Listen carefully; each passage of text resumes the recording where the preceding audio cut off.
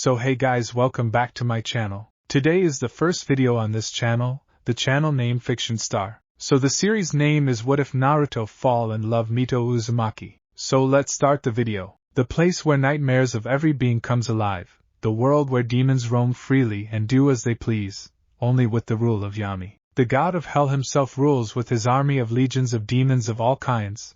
It is his presence alone that quells down the countless lesser demons from acting out foolishly. Hell is where all sinners are placed when found guilty by Kami's court, rapists, murderers, child abusers. Every sinner is brought there no matter how much they protest to them being innocent. They are dragged by hands of hell where they are forever tortured for an eternity bound by the chains of hell with no hope of salvation. It is also where I reside. Heaven, hell's most hated realm. It is where the high and mighty deities of every god reside besides Yami. Only he would come when a summoning of all gods have been announced. And that realm is ruled by the old gods, which they are all ruled upon by Kami herself, though even she rules. The beings in heaven think they can get away with many things since they are the holy ones. Such arrogance and broad display of foolishness is quite pitiful among the pantheon deities of heaven. Then there is the third realm, or the third kingdom as some of the demons call it, Ninjenkai, the human world. It is there Kami's creations flourish and are watched over by heaven's watchful eyes. Or in some cases hell's, for when there is a sinner they are dragged down here where they are tortured for their sins for an eternity. Though the humans are protected by heaven, they are the most hated creatures in hell. The demons, and even I, see them as nothing more than arrogant, despicable wastes of existence, and deserve nothing more than an eternity of pain and torture where they are beaten and eaten by the demons only to have their ODs regenerate, and go through the excruciating pain all over again. The flames of hell burn their flesh away and turn even their skeletons to ash as their moans and echoes of anguish can echo throughout all of hell. The history in hell though is both quite informational and slightly amusing. Yami, the god of hell's own army, controls hell with rules that are certainly fit for hell. Now one of these soldiers in Yami's army is a devil named Lucifer, a very rare breed type of devil with only a few in existence. Even they were wiped out from fear from other demons since they grew stronger with each passing battle. You could rarely tell if this person was a devil, for they looked just like any other resident in hell, but when they transformed you would know. Oh yes, you would know alright, for when they transformed, 2 black wings would sprout from their backs, while a demonic spiked tail would sprout from their backside. Their whole body would soon be covered in a metal demonic armor, pure ebony black. They would take the form of a knight, only demonic in nature. Lucifer was one of these devils, and a very powerful one at that. Only a deity could overpower him. Lucifer had more power in his pinky than that so-called all-powerful Jubi had in its whole body. The man, at one point in time, betrayed Yami and left his army to make his own so he could challenge Yami and take over as the ruler of hell. That is but a little history of hell, for when Lucifer did this it shook hell to its core. War was brewing within our domain between Yami and Lucifer, and it would in result destroy our realm. That is around the time my parents were killed and I was the only one left alive.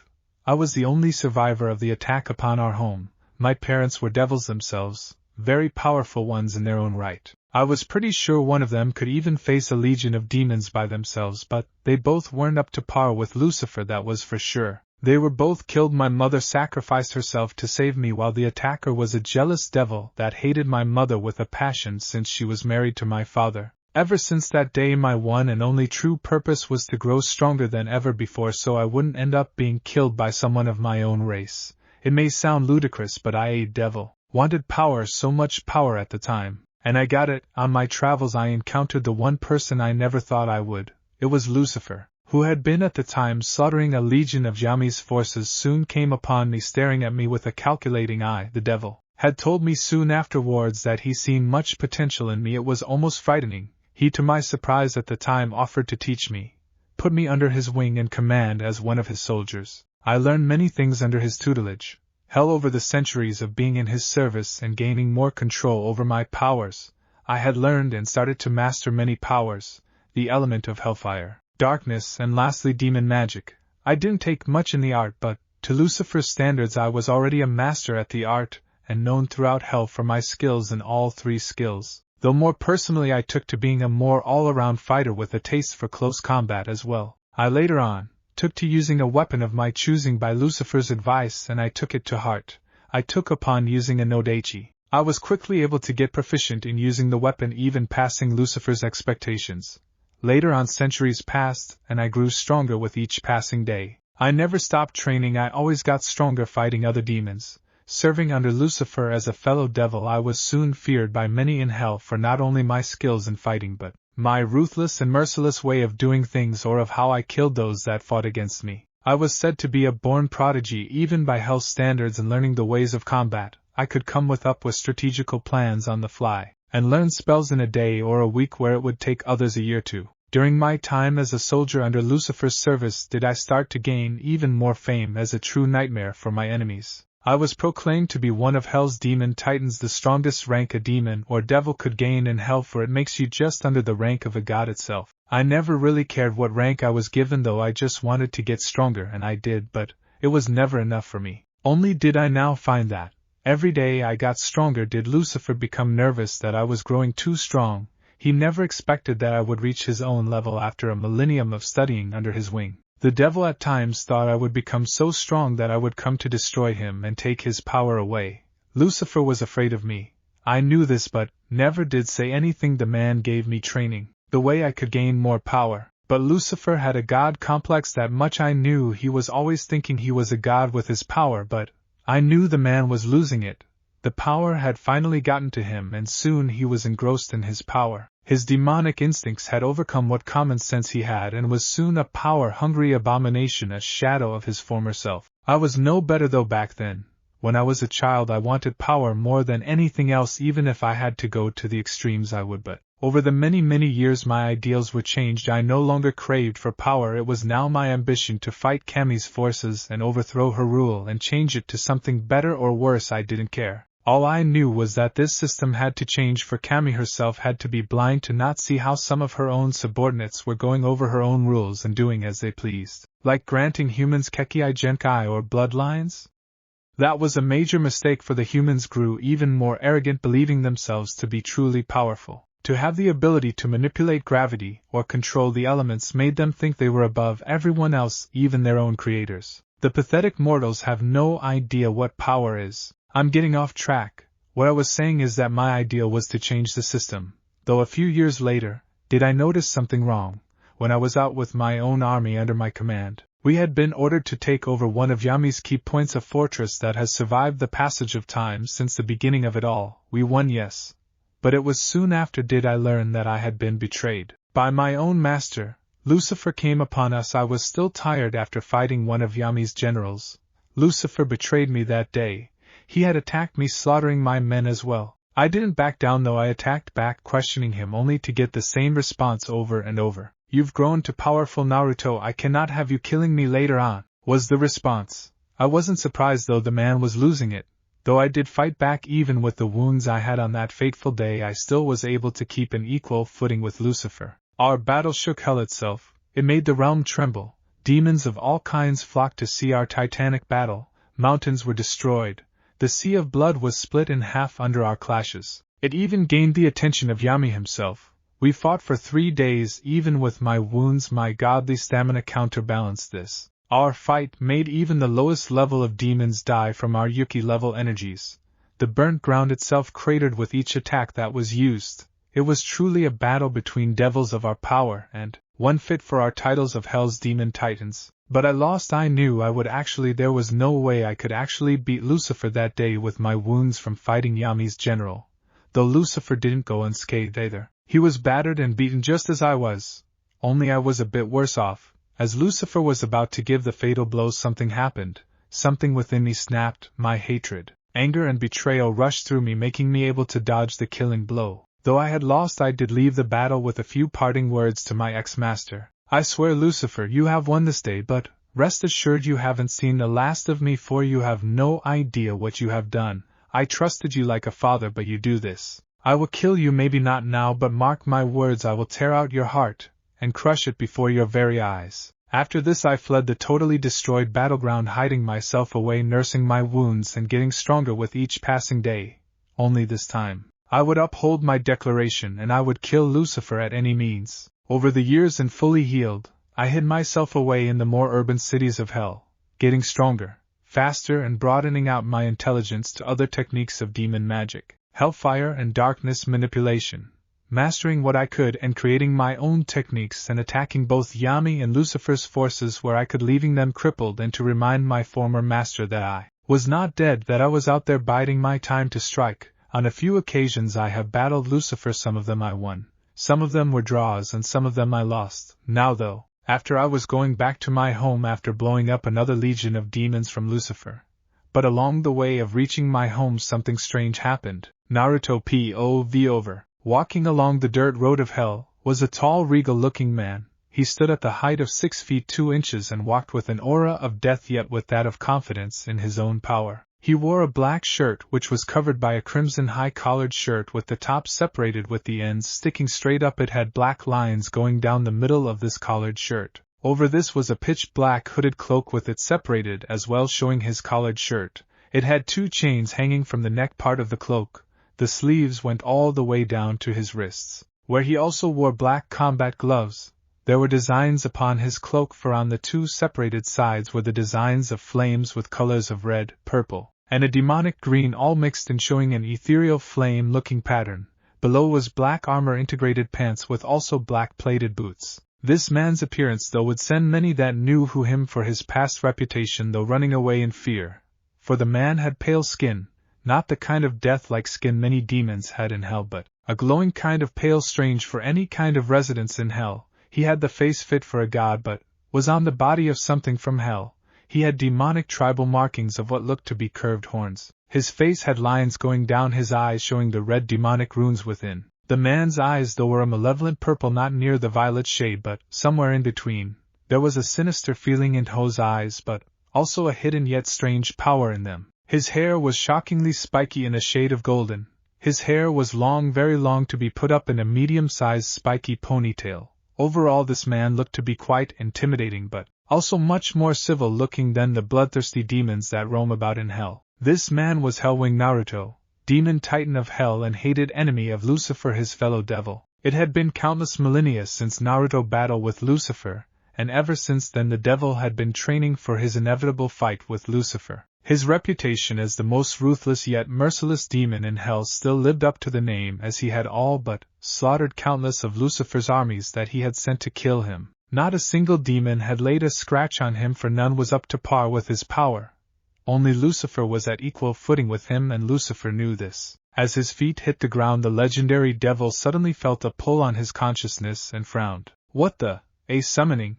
TSK not in the mood for a pathetic mortal at the moment. With that, Naruto erased the pull on his body, not knowing how irritating the next few months would be. 5 months later. It had been 5 months since the attempt on summoning Naruto, and ever since he had cancelled the first attempt more summons have come in more than ever, making Naruto quite annoyed. Even more so with how much more frequent they had gotten. This made the devil greatly annoyed at the fact how this human was so stubborn in summoning. You see, humans sometimes have the ability to call forth a demon from hell for their services, only with them to provide a trade for their services. Now in the ranks of demon, the higher the rank, the greater price for the demon's services is. Naruto, being the most high-level demon side by side with Lucifer, made the price for summoning him to greatest of all. Grr, this is getting annoying, just need to find out what this human wants before I kill him or her, he said with an annoyed growl. So letting the pull guide him, Naruto was pulled into the air by a black portal. Not knowing of this event will change his demonic immortal life forever. Kanahegakure Hokage Monument. Upon the mountain newly named as the Hokage Monument, was a woman whom was dressed in formal clothing with her red hair tied in a bun. Her face was by human standards the face of a goddess, as was her whole body. Her milky white skin glowed in the midnight sky, and her violet eyes seemed almost unworldly if someone gazed into them, yet as of now they held a deep hatred and anger at something or someone. She was wearing a royal-looking kimono with swirls for some kind designed all over overall, giving her a very royal former appearance. This woman was Uzumaki Mito, heir to the Uzumaki clan and wife to the Shodaime Hokage Hashirama Senju. Right now at the moment her eyes were glaring at the stone face of Hashirama with pure murder in her deep violet eyes. Her fists were clenched so tight blood was dripping from her knuckles, which were pale white due to the intensity of how hard she was clenching her fists. However, she heard the sound /d of swirling and the cackling of electricity, causing her to turn around, and upon looking over at the summoning circle her eyes gleamed in satisfaction as a smile crossed her face when she saw the black swirling portal start to slowly open up. "Thank goodness, someone answered my call," she uttered as the portal opened fully before she saw something come out of the portal. As it did, her breath hitched in her throat as she looked at the demonic yet godly handsome man before her. A blush spread across her face as she looked over his body with wide eyes. That is, until his eyes snapped open, making her stiffen from the sinister look in his purple malevolent eyes. By looking at his very body, no, just by being in his presence in just a few seconds, Mito felt the hairs on the back of her neck stand straight up, and every fiber of her being screamed at her to run away. But she couldn't, not for the fact her legs were paralyzed in fear, but the fact she had a reason for summoning one such as he to her realm. Yet the aura of this man caused all her senses to go haywire and her soul to quiver in terror before this man's piercing purple orbs. Naruto himself raised a mental eyebrow at what he was seeing.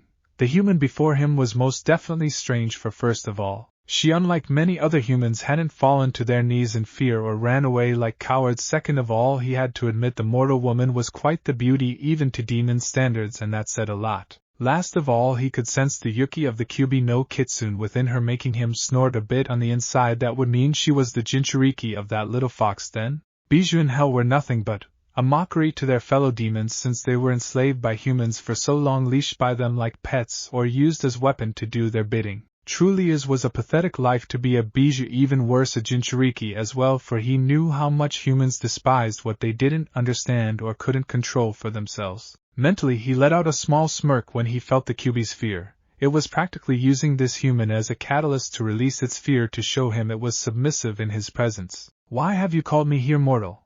he said with a grunt of irritation. Mito immediately bowed, making Naruto raise an eyebrow a bit. Usually humans would demand demons for something, not caring they were in the presence of a being that could kill them without a second thought. But this one, she was different. She was respective and knew when in the presence of some that of a much higher level of power than her to be respectful. "I'm sorry for my frequent summons, your lordship, but I was in desperate need of help, and I needed help by any means necessary, even if it meant summoning a demon," she said in a respectful tone. Hearing this, Naruto spoke. "I see, and do you by chance know of what the exchange is for summoning a demon?"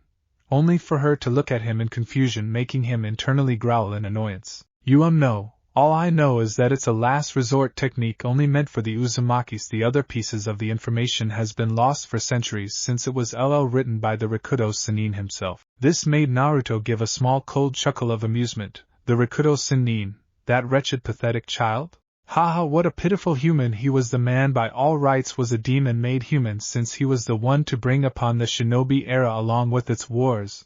And Bijou, the man, was a laughingstock in hell and is still locked all the way in the 9th level of hell for betraying Kami's wishes. "I see. Then let me explain to you, human, the rules for this summoning. For you see, we demons don't do things for free. First is that when you want something done, we want something in equal value for exchange. Now, the higher the demon you summon, the higher the price for the exchange is. For example, if you summoned a low-class demon, then your exchange for its service is a minimum." Mito took this all in with a frown, but accepting it anyway. "Then by chance what class are you?"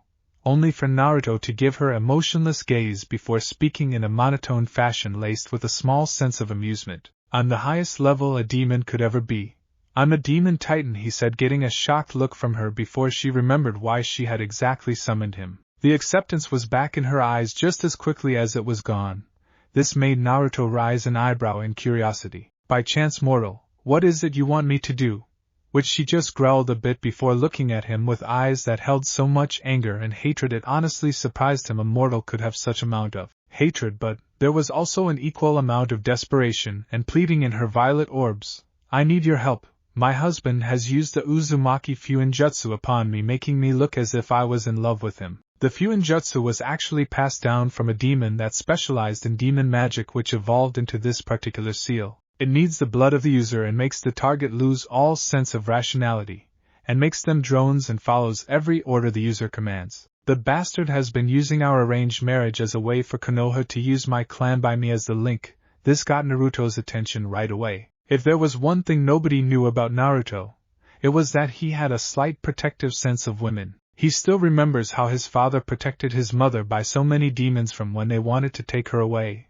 Plus it was a surprise that this human was using such a seal, but there you go, another human with a power-hungry complex using others for their own needs, such a fine example of why humanity in general was a despicable race. Shaking his head, Naruto spoke with a bit more authority yet a slight protectiveness in his voice. I see, and what is it exactly you want me to do? Only for Mito. This mortal actually kneeled before him, her head touching the ground in complete obedience in the form of the Dajiza position. Her voice struck. True, though as quiet as it was, the begging and desperation in her voice was there. I need you to remove these seals upon me and to kill Hashirama. He has by all rights abused the treaty between my clan and Konoha, and I want his death, paying the price for it. This made Naruto have a twitch to his lips. This woman was interesting. She was by all means ready to do anything, so this man that has tricked her killed. Ah, I see. The removal of those seals and of the death of this human, this can be done, but the price is very steep. Making her look at him in acceptance, not really caring what price would be needed for this. It couldn't be that bad, right? I don't care what the price is as long as that man pays for his crimes against not only me but my clan as well. Making Naruto nod. Very well then, the price is your soul. Making her eyes go wide in horror. Her soul? That was the price of the deal. Looking up at the being she summoned, she spoke in a shaky tone. And my soul, is there anything else I can offer? This made Naruto frown before closing his eyes and thought. On one hand, he could just say no and have her take the offer or not, but something in him was telling him to give her another choice. It was like an irritating flea that won't quite biting you. That's when he realized the only other option. Looking upon her pleading form, he spoke. Well, there is the other option. Instead of the price of your soul, you would have to sacrifice your humanity, meaning, on the day of your death I would be there to take your soul and place it into a demon body, and you would have to be my slave for an eternity from there on. It is your choice, mortal. His tone saying it broke all arguments, knowing he wouldn't make any other choices. Mito frowned while thinking real hard on this. She had two choices: to either give up her soul, where it would most definitely be tortured in the hell for summoning a demon, or take the second option where she was already a slave to Hashirama, which and that was bad enough where he was abusive to her, but nothing more than that.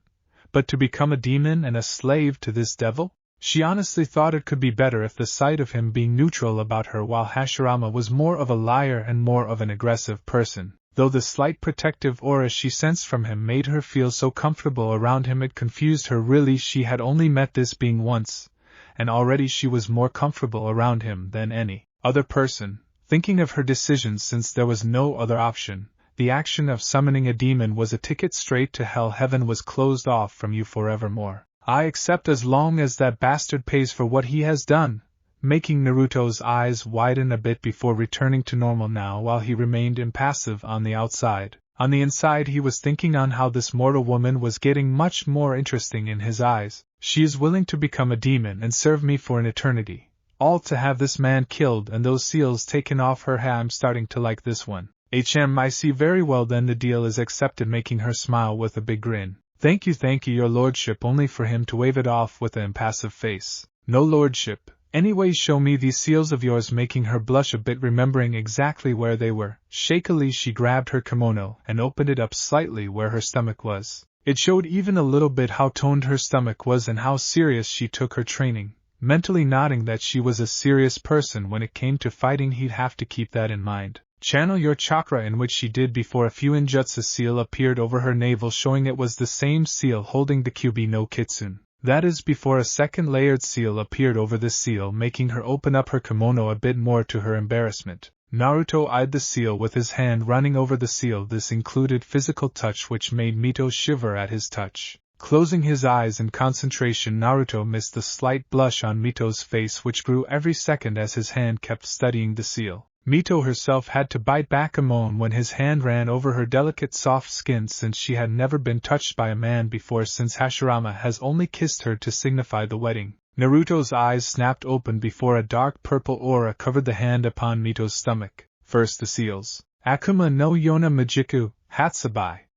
Demon magic. Release. Then the purple yukai left Naruto's hand and spread all over the enslavement seal, and before Mito's amazement, started to corrode the seal before it flaked off like dry paint and turning to dust in the wind. Seeing the seal completely taken off her almost made Mito break down in joy, knowing she was almost free from Hashirama's enslavement. Thank you. Only for Naruto to nod before speaking. Now the second. Where is this Hashirama Senju? She pointed over the monument, and at the large compound in the forest. Seeing this, Naruto nodded before Mito's shock picked her before heaving her over his shoulder. "WW, what are you doing?" she asked with a blush rising to her face at what her lord was gonna do. She was blushing for she could feel Naruto's muscles through his clothing, and she honestly could say she hadn't felt such a thing before. They were hard as solid steel. "We're gonna get to the compound, what did you think?"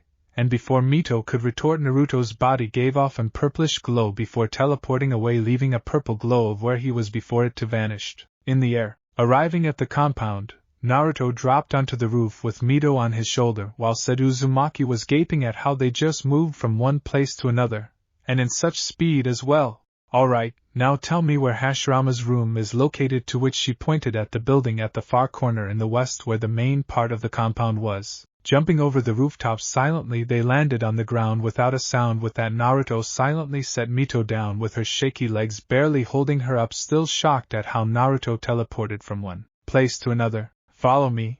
I want you to witness my end of the bargain so you would know I tell the truth of his death." She quickly nodded, and with they entered the building, disabling all traps without a sound. Once inside, Naruto saw the sleeping form of Hashirama, his head being the only thing visible, for the rest of his body was covered by the blankets. Seeing his target in sight, Naruto moved quickly as Mito followed in silently, watching with great content, knowing Hashirama was gonna get his just rewards. Appearing over Hashirama's sleeping body, Naruto placed his hand over the man's head before speaking quietly. "Akuma no Yona Majiku, Shinshoku Suripu, demon magic, eroding sleep." Right then a greenish aura covered Naruto's hand before placing it on Hashirama's hand, making the man's eyes snap open in shock, but before he could even let out a word, Naruto's other hand suddenly slapped onto his mouth, as the spell took its effect quickly. Mito watched in a sense of fascination as Hashirama's body started to let out a green-filled smoke, while his face started to wrinkle and dry up as his eyes slowly, ever so slowly, looked at her with anger and hate before they melted in a greenish liquid, as did the rest of his body, leaving only his skeleton remaining. "Wow," she said in amazement as Naruto stood up before walking over to Mito. Seeing him coming, she quickly bowed, knowing he had helped her more than anyone else has in just a few minutes. Seeing this, Naruto tapped her shoulder, making her look up, only for Naruto to speak. "Now it's your turn, please show me your right shoulder." She did, to her confusion, pulled her kimono down a bit, showing her unblemished pale-skinned shoulder. Naruto then gathered his yukai into his index finger before placing it onto her shoulder. She bit back a scream from the burning sensation as Naruto pulled his finger back to show the symbol of Slave of Hellwing before it disappeared into her skin. She looked up confused a bit, only for him to turn around and speak as the dark portal swirled around his feet.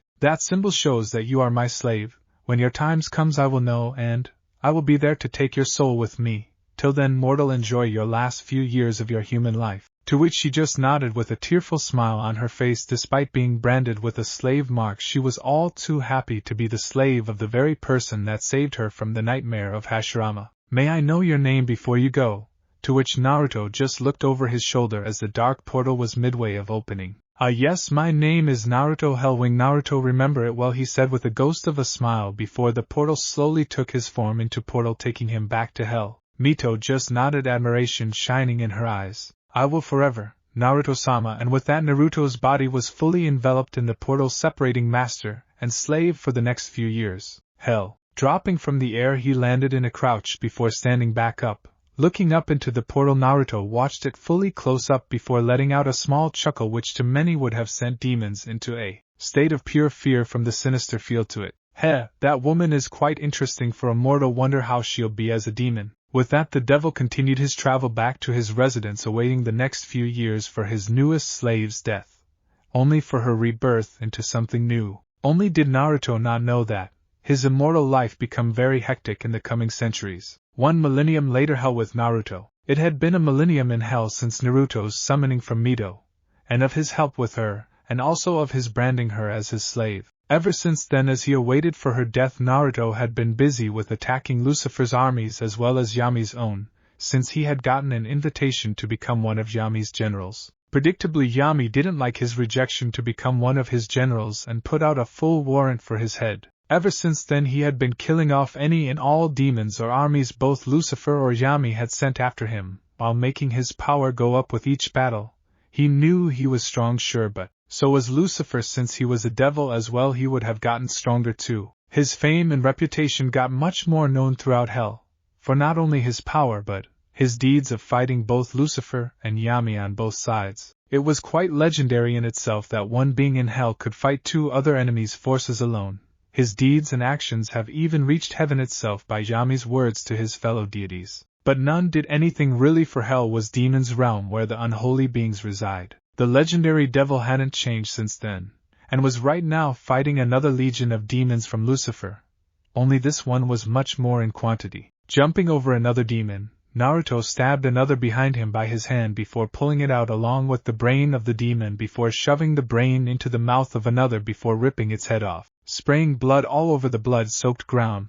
Looking behind him, Naruto spun around, delivering a bone-shattering punch to another demon's ribcage, shattering it like a mirror. Right then he grabbed the demon by the face, lifted him off the ground before crushing his skull like a balloon. Pointing his hand toward the oncoming horde of demons, Naruto spoke, "Haru, Funshutsupira, Hellfire, Erupting Pillar," he stated calmly before circling around the horde of demons was a crimson flame with violet and black flames mixed in. To their confusion it circled them completely, and before they knew it, a giant pillar of hellfire erupting beneath them, incinerating them completely. Flesh, muscle, bone and even the ash was burned away, leaving nothing but a scorched ground with flickers of the fire left over. Turning around once more, Naruto swept his arm to 20 more demons before speaking, "Bakuhatsu no Yamidama," exploding darkness sphere, before a pure black sphere formed in Naruto's hand before it shot right into the demons before exploding in an orb of darkness, the energy destroying the demons completely from the inside. Naruto ignored their screams or the many body around him of the demons. "Lucifer, truly you are a fool. These demons are so much weaker than the another ones, never could train your other lesser subordinates right." With a shake of his head, Naruto walked away without a single scratch or a stain of blood upon him. Behind him was numerous to countless bodies of dead demons. The flames of hellfire burned around the blood-soaked battlefield. Naruto's sinister purple eyes glowed in the light of the flames. Getting a few yards away, Naruto suddenly felt a pull upon him before he looked up at the pitch-black clouds of hell with recognition in his eyes. "Seems it is time. Her death has come." With that, Naruto snapped his fingers before the dark portal appeared in front of him. Sighing, he walked through, knowing he was about to get an addition to his life. Ninjenkai Kanahigaku room of Uzumaki Mito. Appearing in a barely decorated room, Naruto looked around before setting his sights upon the old wrinkled body of Uzumaki Mito. He knew it was her, for he could sense the mark he gave her all those years ago rapidly release his yukai in his appearance. That's when he saw her blue glowing soul coming out of her body. When it fully did, it showed her form from when he first met her. The seal must have branded her young form at the time into her soul, tying her to be young looking for all time. Opening her eyes, Mito looked around herself before looking on her bed. That's when she saw her dead old body. Her eyes widened before they remembered what happened. She had finally died at old age of being 120. The Uzumaki longevity took its toll upon her greatly. She had lived up for a century and 20 years. "Mito, it is time," she heard looking around the room. Her eyes widened briefly before they gained a full look of recognition, and another look in her eyes flickered in before that was quickly hidden. "Oh, Naruto-sama, I guess it is time then," which the devil nodded, sighing, "Very well, I am ready." Nodding at this, Naruto went to her dead body and picked it gently, making her soul raise an eyebrow in question. Seeing this, he spoke. "In order for you to become a demon, I need your human body for the ritual," he said, and with a snap the dark twisting portal opened up with Naruto walking directly to it. Looking back though, he saw Mito grabbing something before walking toward him. Scrutinizing his gaze, he saw it as an old picture frame. From what he could see, it was Mito in her human old body, smiling happily with a young little long-haired red head in her arms, smiling as well, her violet eyes the same shade as her own, just much deeper with full of life. "Sorry, Naruto-sama. I was just getting something personal. Thank you for giving me the time to get this," she said gratefully. He just nodded before walking through the portal, her following without a second thought, knowing her new life as Naruto's slave had just begun. Hell. Walking out of the dark portal, Naruto looked over his shoulder and saw the soul form of Uzumaki Mito looking around in awe, yet a little nervousness. Understandable. After all, humans usually just get tortured here beyond reason. But she was a slave. She was going to be living in this realm from now on. He could already feel the surrounding yukai gather at her soul, so acting quickly he spoke. Mito, come, we must leave, which she just nodded a bit, feeling a weird energy within her building up similar to how the Kyuubi's was, but much more potent. She followed him after a while and the energy seemed to disappear and was replaced with the yukai flowing from Naruto. I know, Naruto-sama, how well does this ritual by chance work? Which he just closed his eyes before kneeling on the ground. Well, first off, your body needs to be young so your soul can be perfectly fit, since you look the same when I met you. This made her look at with confusion in her eyes. How would you make my body be young again?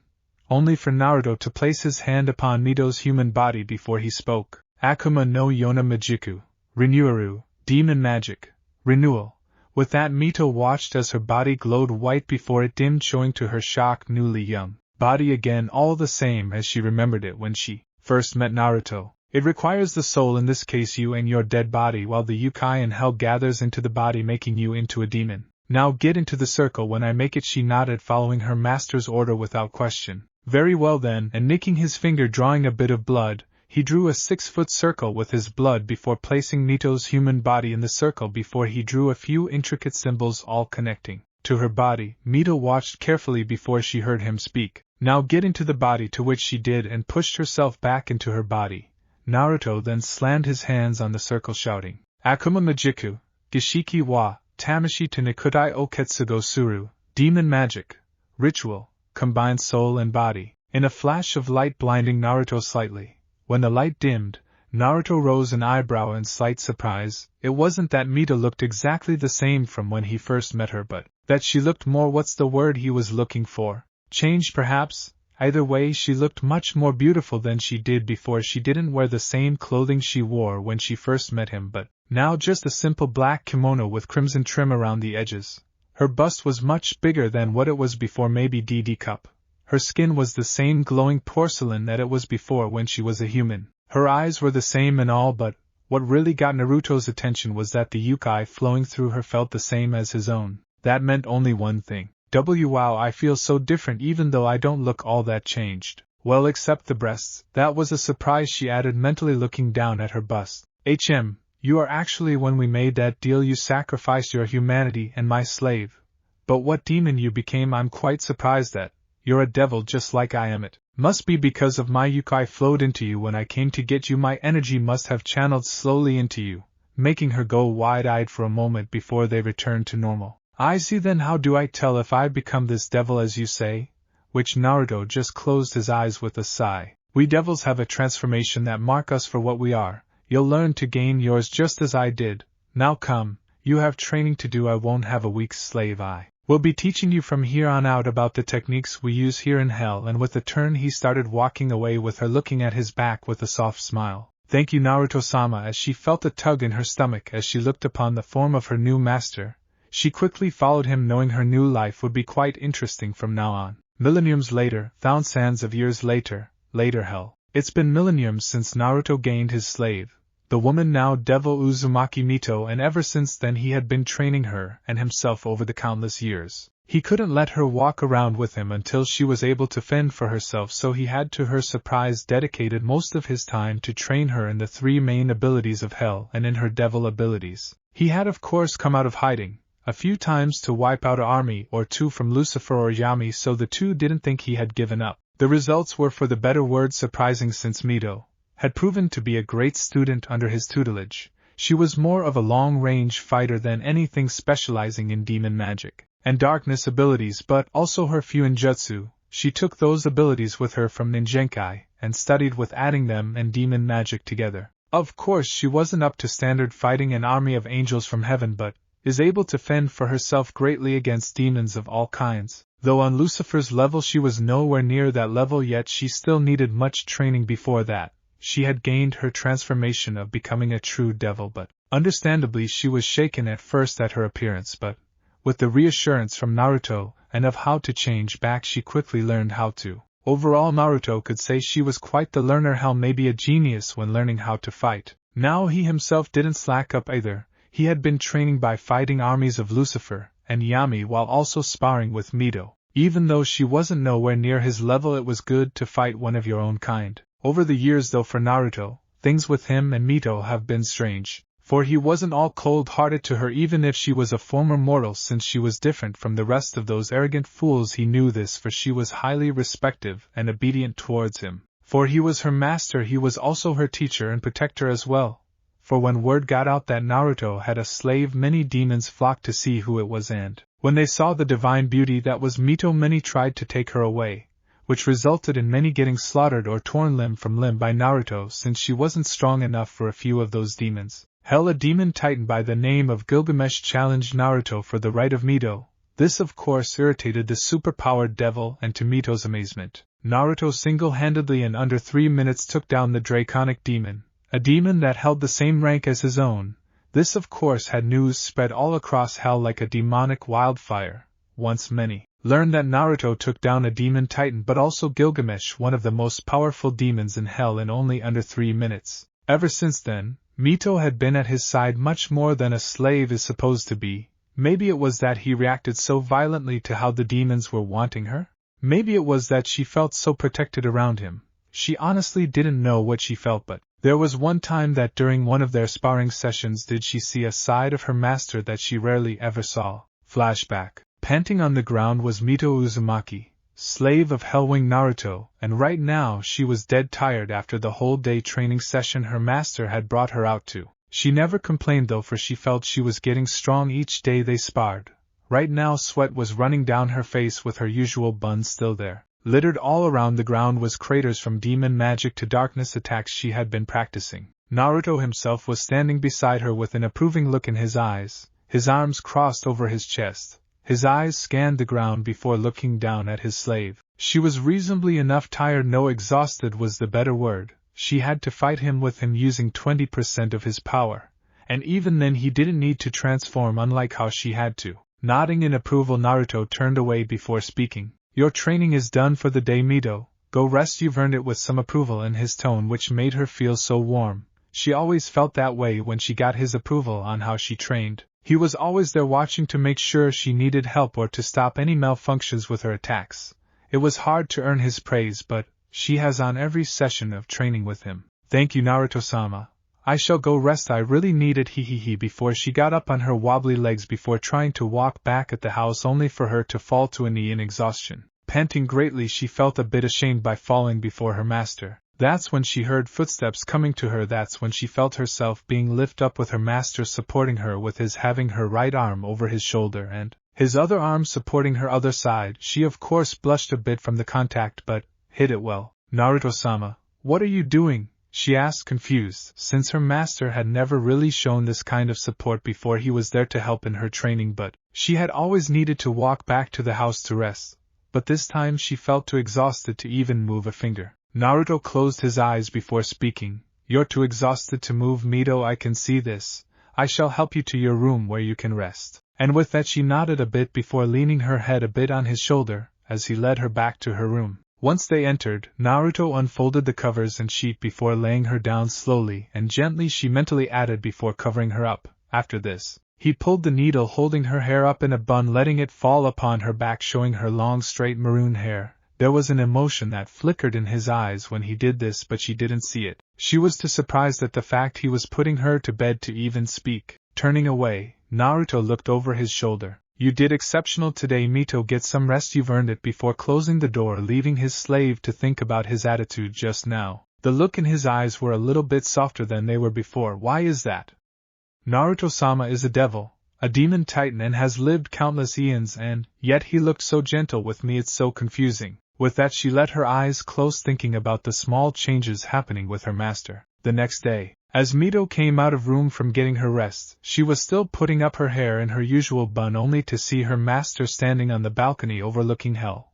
Walking up to him, she heard him speak. I see you're awake, Mito. That is good, your training will resume later today, be ready, he said with his usual indifference. She knew. Looking at him she nodded, thinking what she saw yesterday was but a dream. Very well, Naruto-sama, I'll go get ready, and with that she turned around and began to walk back. Oh, and Mito making her turn around a bit and question. Yes, curious to what her master was wanting to say. You look better without the bun. It makes you more beautiful, he said, still looking over the balcony, so he never saw the wide-eyed look he was getting from her. The Uzumaki woman was staring at her master in complete shock. Not once has he ever complimented her before. She never really thought he would do such a thing, or even expected it of him. But after realization kicked in, a blush on great proportions came upon her face as her hands trembled with the needle that would put her hair in the bun before she got herself under control. Though a big smile stretched her beautiful features showed on her face as she spoke. "Titi, thank you, and Naruto-sama," she said before he waved her off, making her stumble back into the house to get herself ready for the next part of her training.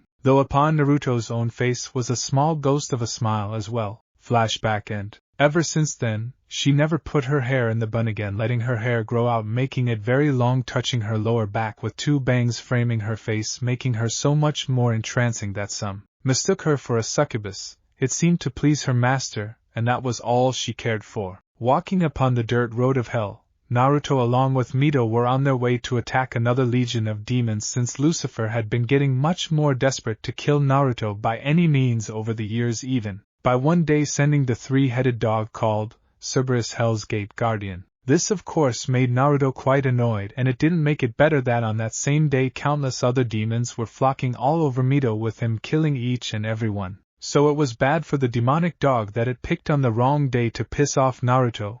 That is the same day Cerberus was literally neutered by Naruto before sent flying across hell and into Lucifer's castle. Naruto was irritated that day and made an example out of the guardian of Hell's Gates to show he was not to be annoyed. That's when Naruto felt a tug. It was the same tug he felt when Mito first summoned him. This made him frown, which Mito caught. "Naruto-sama, is something wrong?" Worried, since he has never shown this reaction before. It was like something was irritating him more than those pesky demons that flocked to her. The look in his eyes showed great annoyance as well. "No, it's just a summoning, I guess I'll take it.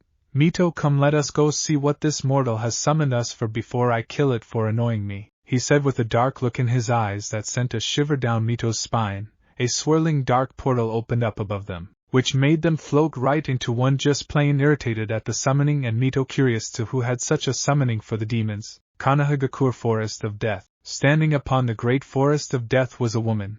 A very beautiful woman who looked to be the age of 22, her whole appearance that by all standards looked like a goddess made flesh. Her long maroon hair that touched her legs with two bangs framing her heart-shaped face, making it look completely angelic. Her eyes were that of a deep violet with an inner hatred and anger in them, that of which would make any low-willed person fall to their knees or outright pass out. Her pale porcelain skin shined greatly in the dark forest with the moonlight casting down upon the air she stood. Her arms trembled while her knuckles were popping as blood dripped from her hands. Her teeth were clenched so hard they could break, though the swollen belly showed that the woman was pregnant, and in her later months. This woman was Uzumaki Kushina, last remaining Uzumaki and wife of Namikaze Minato. Right now the woman was standing in front of the same summoning seal that her old friend and her role model Uzumaki Mito gave her just in case something truly horrible happened. She was given this to her, and was warned to be as a last resort. "Kid, I'm telling you, you had no other choice besides with your luck you might just summon a demon more honorable than the ones that I've seen in my time.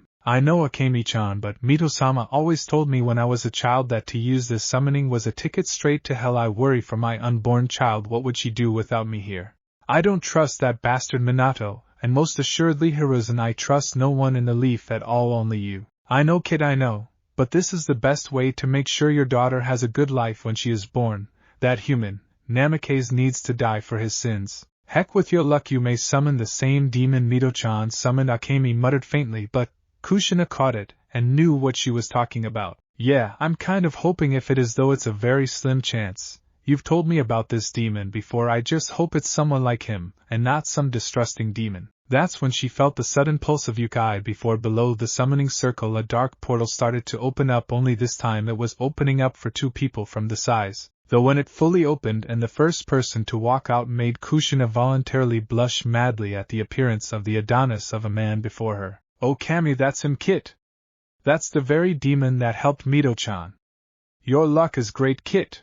By God, he looks a little like that bastard Minato, but only the hair, and even that is but a little resemblance. Everything else about him is." That's when the second person came out. This made both Kushina and Akemi gasp in shock, for it was her friend from when she was a child, Uzumaki Mito, and she was much more beautiful than she saw in the pictures when she was younger. Her hair was longer, not done in her usual bun, it reached to her lower back. Her clothing though was much more different though. From the royal-looking kimono she used to wear was a now battle-fitted kimono crimson in color with black trimmed edges. Flame designs littered all over the kimono with the Uzumaki clan symbol etched onto her back only with flames circling it like a ring of fire protecting it.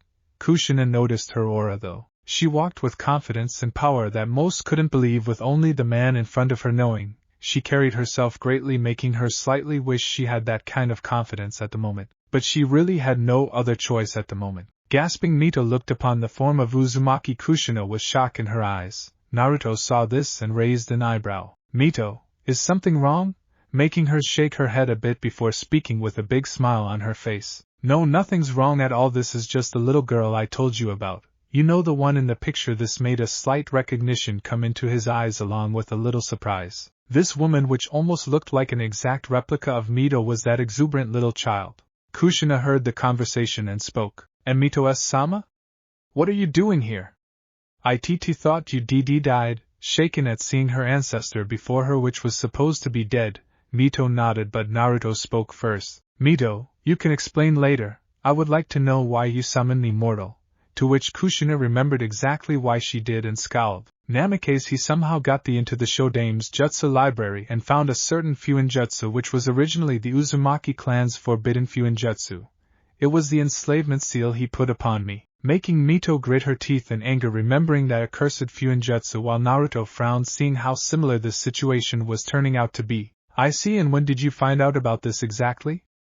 I can see your pregnancy would mean it hasn't been too long? To which she looked down at her swollen belly from anger to complete love as she rubbed it gently with a soft smile. This may have resulted in this, but I would love this child forever. I found out about this 2 weeks ago. When I was completely out of chakra, the seal appeared on me as my chakra was returning back to me over the day. Once I was able to recognize it and find the seals in Minato's room, I went with the only way to make sure he paid for what he has done, even with whatever the consequences were for this. Making Mito look down sadly while Naruto's own eyes gained a slight solemn look before they fixated upon the slight bruise around her wrist. Mortal, where did you get that bruise from exactly? He asked, his eyes completely fixated upon her wrist. Mito looked at the wound as well and scowled while Kushina looked at it with a glare. Namikaze, he tried to hurt me again, but I got away in time. But I did get this before I left. This made Naruto freeze in his tracks before he tightened his fists, making them pop a bit before speaking. I see, I'm guessing you are wanting these seals off then? To which she nodded immediately along with her clenching her fists together. Yes, and I want you to do one more thing for me, kill Namikaze Minato, that is all I ask of you. To which Naruto just nodded with a slight look on anxiety of getting to murder this wretched piece of filth. Mito, though, remembered those exact words since she too spoke them to have Hashirama killed and knew the price for it. It wasn't a bad price, but for Kushina it would be bad. I see, do you know the price of the exchange? To which she nodded hesitantly. Why yes, when I use the summoning my entrance to hell is assured, but also you are to take my soul in exchange for killing another human, she said while looking down at her swollen belly where her unborn daughter slept. Naruto nodded, knowing she knew this from Mito, since the woman must have written down the rules for her to know for future reference. Good, you know then, before Mito interjected. Wait. Naruto-sama, I ask of you for something important. I know it's asking a lot, I know, but please will you give her the choice you gave me? Which made Naruto frown before he closed his eyes and thought while Kushina looked at her curiously. There was another choice to this double-edged summoning? It is her decision. If she accepts, I will allow it. To which Mito grinned widely while Kushina tilted her head in confusion. You Amano, what's the second choice if I may ask? She asked nervously. Naruto looked at her out of the corner of his eyes and spoke. It was the choice of sacrificing your humanity, and you becoming my slave. It was the very same one I gave Mito Uzumaki here. This made Kushina reel back a bit. Sacrificing her humanity? Becoming a slave? She was already a slave to Namikaze and a tool for Konoha. She didn't want to be a slave again under an abusive being. Mito, seeing her hesitance, looked at Naruto with a bit of pleading in her eyes. Naruto saw this and groaned a bit before nodding, smiling in thanks. She walked over to the trembling form of Kushina and kneeled before her. Kushi-chan, look at me please. Kushina looked at her curiously as she hugged her swollen belly for a type of comfort. I know this choice may seem bad at first, but Naruto-sama is actually a great person once you get to know him. The idea of sacrificing your humanity may seem bad also, but I got to say it's better being a demon than a human, she said with a cheeky grin. Kushina blinked at her, once, twice, 3 times before speaking. "See, can Naruto truly get rid of my nightmare? Can he get rid of my enslavement to Namikaze and let me have the time I want with my unborn child? If I can, that is all I would truly want." Mito just smiled reassuringly before speaking. "Of course he can. He did the same for me. How do you think that bastard Hashirama was killed, HM?" she said amusingly. This made her eyes widen before looking at Naruto's form, his piercing purple eyes staring at her with a look that looked right into her very soul. Deciding on what to do, she finally decided, "I accept, Naruto-sama. Please get rid of my curse, get rid of my enslavement, and kill Namikaze Minato." Yelling desperately, hoping this devil, this being, would help her, the pain she felt after so many years coming out of her like a volcano. Seeing the woman in such a state made Naruto's purple orbs flare briefly in anger a bit before he spoke. "Very well then, the deal is struck now, Mito. Have her lay down where I can see the seal. If I'm guessing where it is, then she needs to lay down." To which Mito nodded, helping Kushina up a bit. She laid her down to her confusion, while Naruto kneeled beside her. "The seal is on the seal holding the kyubi, isn't it?" To which she looked surprised at how he knew before nodding. With that, Mito slowly pulled her shirt up only above her swollen belly. This made Kushina blush in embarrassment, since her pregnant belly was completely in view. Naruto nodded at Mito, before he placed his hand upon her swollen belly before gently rubbing it, his eyes closed in concentration. Kushina felt his sudden contact and had to suppress a moan as a pink hue rose to her face. His touch was so soft and gentle, it felt good. His hand upon her belly made her feel warm and protected under his dominating aura, making many in the forest completely flee from the area they were in. That's when her eyes widened, when she felt the rapid kicking of her unborn daughter inside her belly. It was like she too was feeling the same thing she was and was excited at the touch. It was like she enjoyed it as much as she did. Naruto felt the child inside the woman's belly kick and suppressed a small smile as he felt the child kick at where his hand would be at. It was amusing, really. It was like a game to the child. He shook his head, mentally preparing for the removal of the seal. Mito watched the interaction with a smile. Her master, without knowing it, was a natural-born father. Whether he knew it or not was irrelevant, for she knew it. Children among the demon villages looked up to him in awe and reverence. Plus, seeing this sight of Kushina's unborn child reacting in such a way to her lord's touch alone showed Mito that her theory of him as a natural father to be quite accurate. Or was it something else? Naruto's hand started to glow in a purple aura before he spoke. "Akuma no Yona Majiku, Hatsubai." Demon magic, release. Before the purple aura came off of him and covered the enslavement seal upon Kushina's belly, and like Mito, the seal started to corrode before flaking off like dry paint before it to turn to dust in the wind. Kushina watched this all in amazement before her eyes started to swell up in tears before she fully lost it and acted. Naruto didn't expect the next thing to happen when Kushina hugged him fiercely, crying away, speaking of "thank you, thank you, thank you." Now, Naruto was never used to this kind of touch before, and Mito saw this before gently prying off Kushina, hugging her while her master quickly stood up, straightening his clothes before looking the other way to keep the change of emotions in his eyes away from them. "Damn, what's wrong with me? The mortal woman hugs me and I almost lose control of my emotions." It was a few minutes later that Kushina calmed down enough to look clearly at the person that helped her immensely. Drying her tears, Kushina silently thanked Mito. "Now, Kushina, tell me where this mortal is." "Namikaze Minato. His death is the second part of the bargain, and I must fulfill it." "Where is he?" To which Kushina quickly spoke. "He's at the training ground 7. It's a little ways from here and outside of Konoha mostly." Naruto nodded before he walked over to her. Kneeling down, he did something that made Mito grin and Kushina yelp in surprise. Naruto gently picked up Kushina in a bridal carry since she was pregnant. And even if he was a very evil bastard, didn't want to kill the kid. The pregnant woman's face resembled a blood-red tomato since her face was in his chest while she felt his steel-hard muscles through his fabrical clothing. She unconsciously snuggled a bit more when his more protective side of his aura came out, overcoming her and Mito. "Then let us go see this human," and with that Naruto and Mito disappeared in a flash of light. Training Ground 7. Appearing on the outside of the training field, Naruto and Mito appeared with Kushina gripping his clothing very tightly, her face smashed into his chest, her eyes closed. Mito found this quite amusing while Naruto didn't know how to react to this really. Gently prying her off, he set her down before he looked at Mito. "I sense the mortal's signature. Place a barrier around here where no one will hear or see this battle. Also make it where no one else can get in." She nodded, and before Kushina's amazement, Mito's index finger started to glow purple before she wrote in the air, forming something kind of like a Fuinjutsu circle. Akuma Fuinjutsu, Sando to Saido Jikin Yagami Bariya, Demon Fuinjutsu, sound and sight time distortion barrier. Before all the trees around the training grounds glowed for a second before disappearing. Nodding in approval, Naruto spoke. Very good, Mito. Now get Kushina and bring her with us. She must see this human's death to know he truly dies, to which she nodded, and with some help from Naruto, Kushina was walking with Mito behind Naruto. But along the way, it was like everything parting its way from them.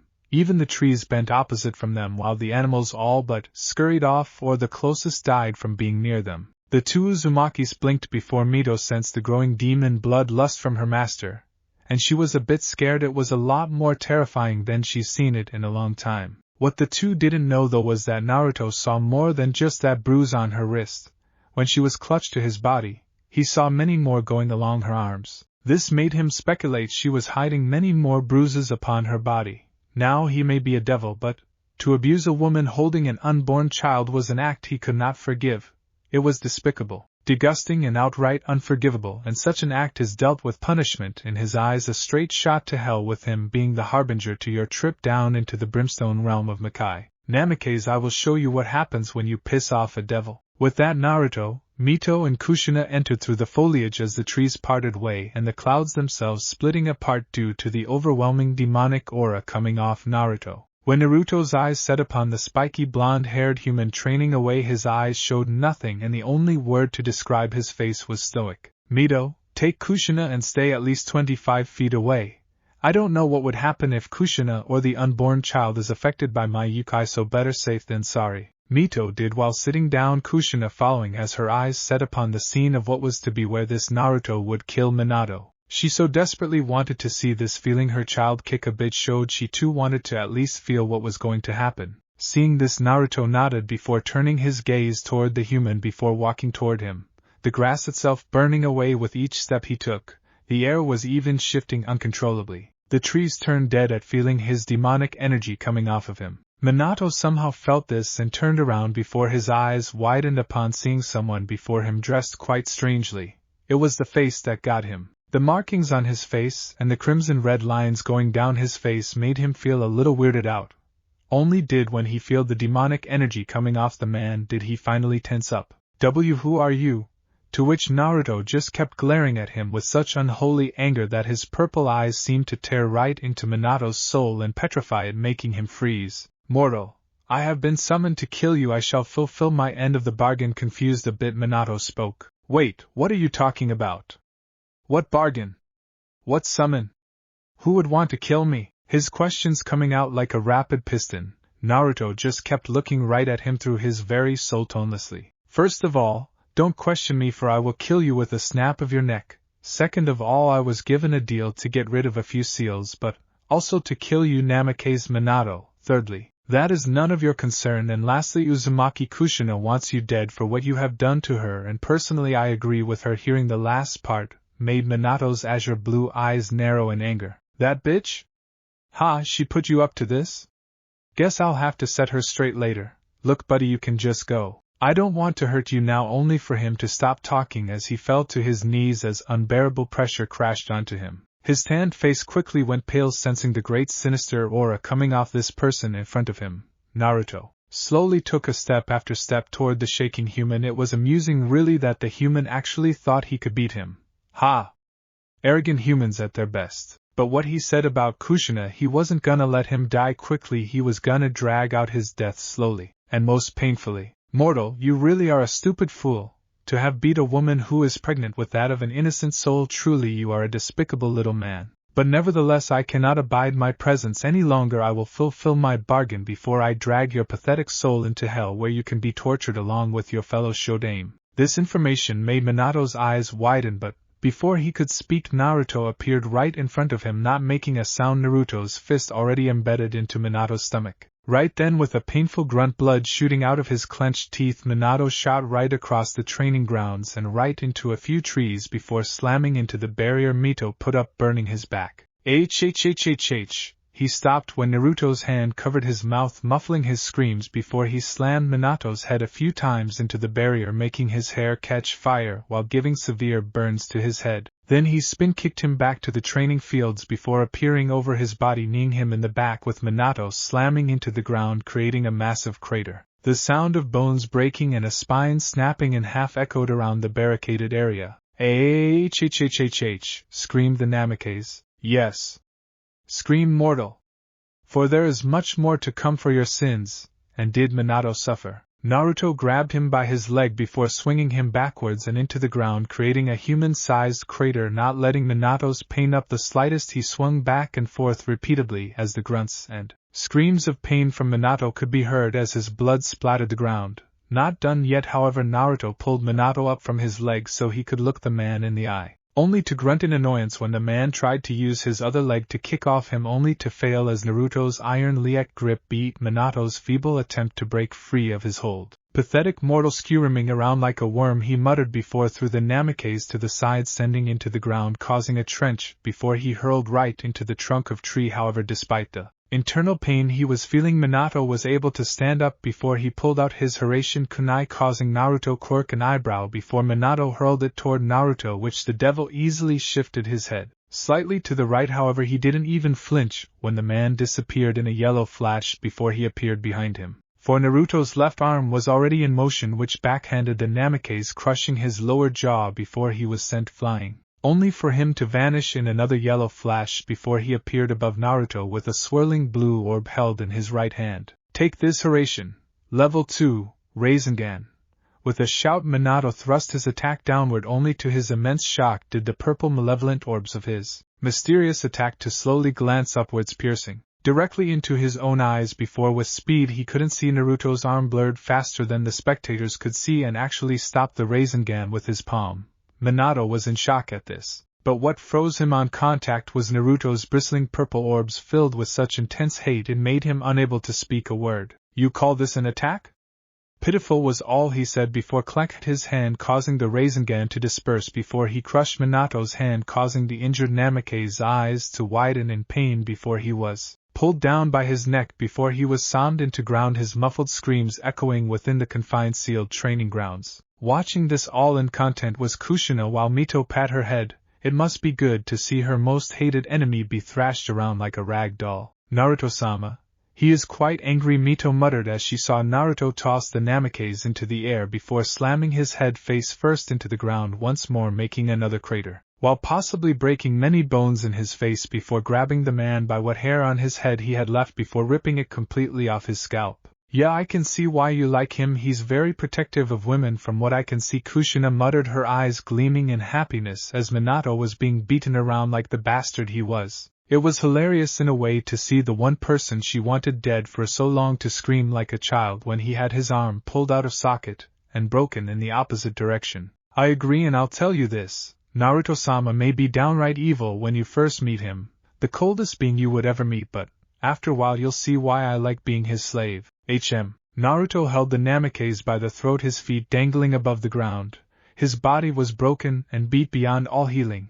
His face was nothing but a bloody smear, his nose broken and twisted in a way there wasn't any fixing it, his teeth all but shattered, all 4 of his limbs broken with all of the bones and pieces with them also embedded into his inner muscles of his limbs. Naruto lit a small cold smirk when he heard the mortal all but whimper now, since his scream were silenced when he ripped out his tongue. He don't think we're done yet, mortal." His smirk turned downright vicious even more when he saw the fear in his eyes.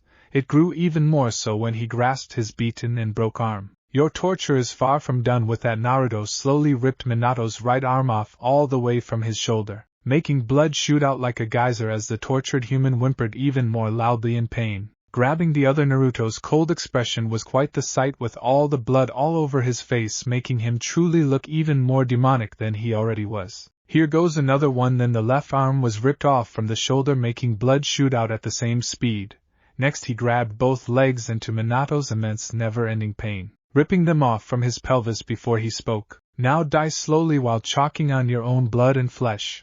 With that, Naruto slammed both of the dismembered legs through Minato's stomach and chest before he grabbed arms and slammed them both through his mouth and back through his head, making his body quickly go limp in a matter of second of twitching. That pathetic mortal deserved every bit of pain he got. He voice changing back to normal. That's when he saw the soul of Minato coming up from his dead bloody body only for him to grasp it, making its eyes wide in fear. Oh, you're not going anywhere, you're going to hell where you belong. With that, Naruto slammed his other hand onto the ground, speaking, Akuma no Yona Majiku, Jigaku no Dorigachin, demon magic, dragging chain of hell, with a dark portal the size of a human formed before a crimson-red spiked chain shot out before it grasped Minato's soul. It screamed in pain as it swirled around his soul, shredding it and damaging it before it slowly pulled back to the portal. Minato's soul saw this and tried to fiercely pull back, only to be stopped, and with a final tug, Minato's screaming soul was pulled into the abyssal portal straight into hell, where his soul would forever be tortured for an eternity. Sighing, Naruto turned toward Minato's body and raised his hand.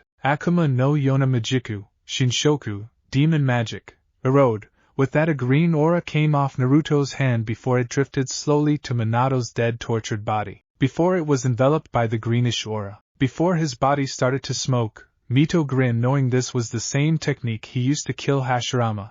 Kushina was still watching in amazement. She watched of how this Naruto, this demon from hell, completely and utterly tortured and killed Minato without even trying, but took pleasure in killing him. She watched with wide eyes as Minato's body started to let out a poisonous-looking smoke before his flesh started to burn from within before melting out, as did his eyes. Everything melted into a green liquid, leaving behind only his skeleton. Stopping the technique, Naruto turned his head toward Mito and Kushina before walking over to them. Alright, it is finished now, Kushina, it is time I marked you. He saw her eyes widen a bit, but the reassurance from Mito made her feel slightly more relaxed. Kneeling down, Naruto brought out his index finger before it flamed up in the purple aura before he grasped her shoulder. Gently he pulled down her shirt a bit, revealing her unblemished skin, thus making her blush like Mito did when he did this. This will hurt a bit, Kushi-chan, just bear with it, Mito cooed as Naruto dragged his finger over her shoulder. Kushina whimpered in pain at feeling the hot dragging of Naruto's finger upon her shoulder. When it was done though, she stopped a bit to look down at her shoulder to see, slave of Hellwing Naruto. Hellwing Naruto has a very good ring to it, Kushina mentally though, as she watched the mark disappear into her skin. Now Kushina, I will be back along with Mito when your death is near. When you die I will drag your soul with me to hell. Till then enjoy your life as a human, Mito, let's go. To which she nodded before standing up with a smile directed to Kushina.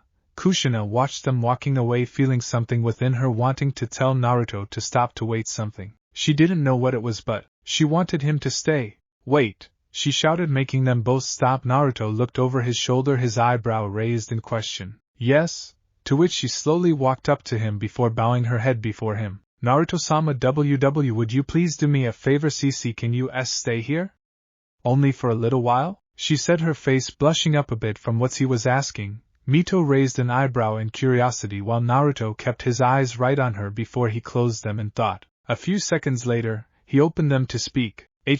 Well, Lucifer won't be making another move for a while. Very well, we shall stay for 2 days, but that's it. We need to go back afterwards. To which Kushina grinned happily while Mito gave her master a look of gratefulness. TT, thank you, and Naruto-sama, she set her head down in respect. Naruto nodded before speaking. We shall stay though out of Konoha. I cannot bear being near any of those other mortals, so we shall be staying in the forest.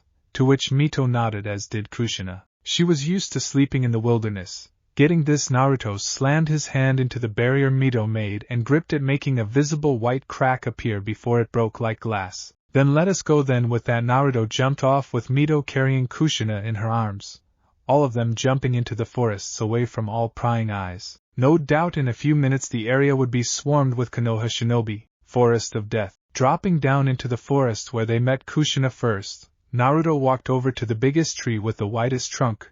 His hand hit it a few times before he nodded in what seemed approval. What's he doing? Kushina said, bewildered at what Naruto was doing. Mito just smiled at her reaction. Making our home for the next 2 days. Before she could speak, she heard loud wham! She turned her head in time to see to her shock a 20-foot hole inside the tree with Naruto's outstretched hand, smoke coming off his knuckles. In front of him was a single intention piece of the tree on the ground. This will be where we stay for the 2 days. After that we leave. To which Mito nodded while Kushina spoke. Thank you for doing this, Naruto-sama, to which he just nodded before going inside the tree, them following behind him. He then snapped his fingers, making the same barrier Mito did appear over where the hole he made into the tree was. To make sure we aren't found, can have Kami's forces onto us now. I'm gonna go take a nap. With that, Naruto walked over to the more darker part of the tree before sitting on the ground, leaning against the tree before closing his eyes. The two watched this before they looked at each other. So wanna tell me about your life as his slave, Mito-sama? Kushina asked, curious to how her next life would be like.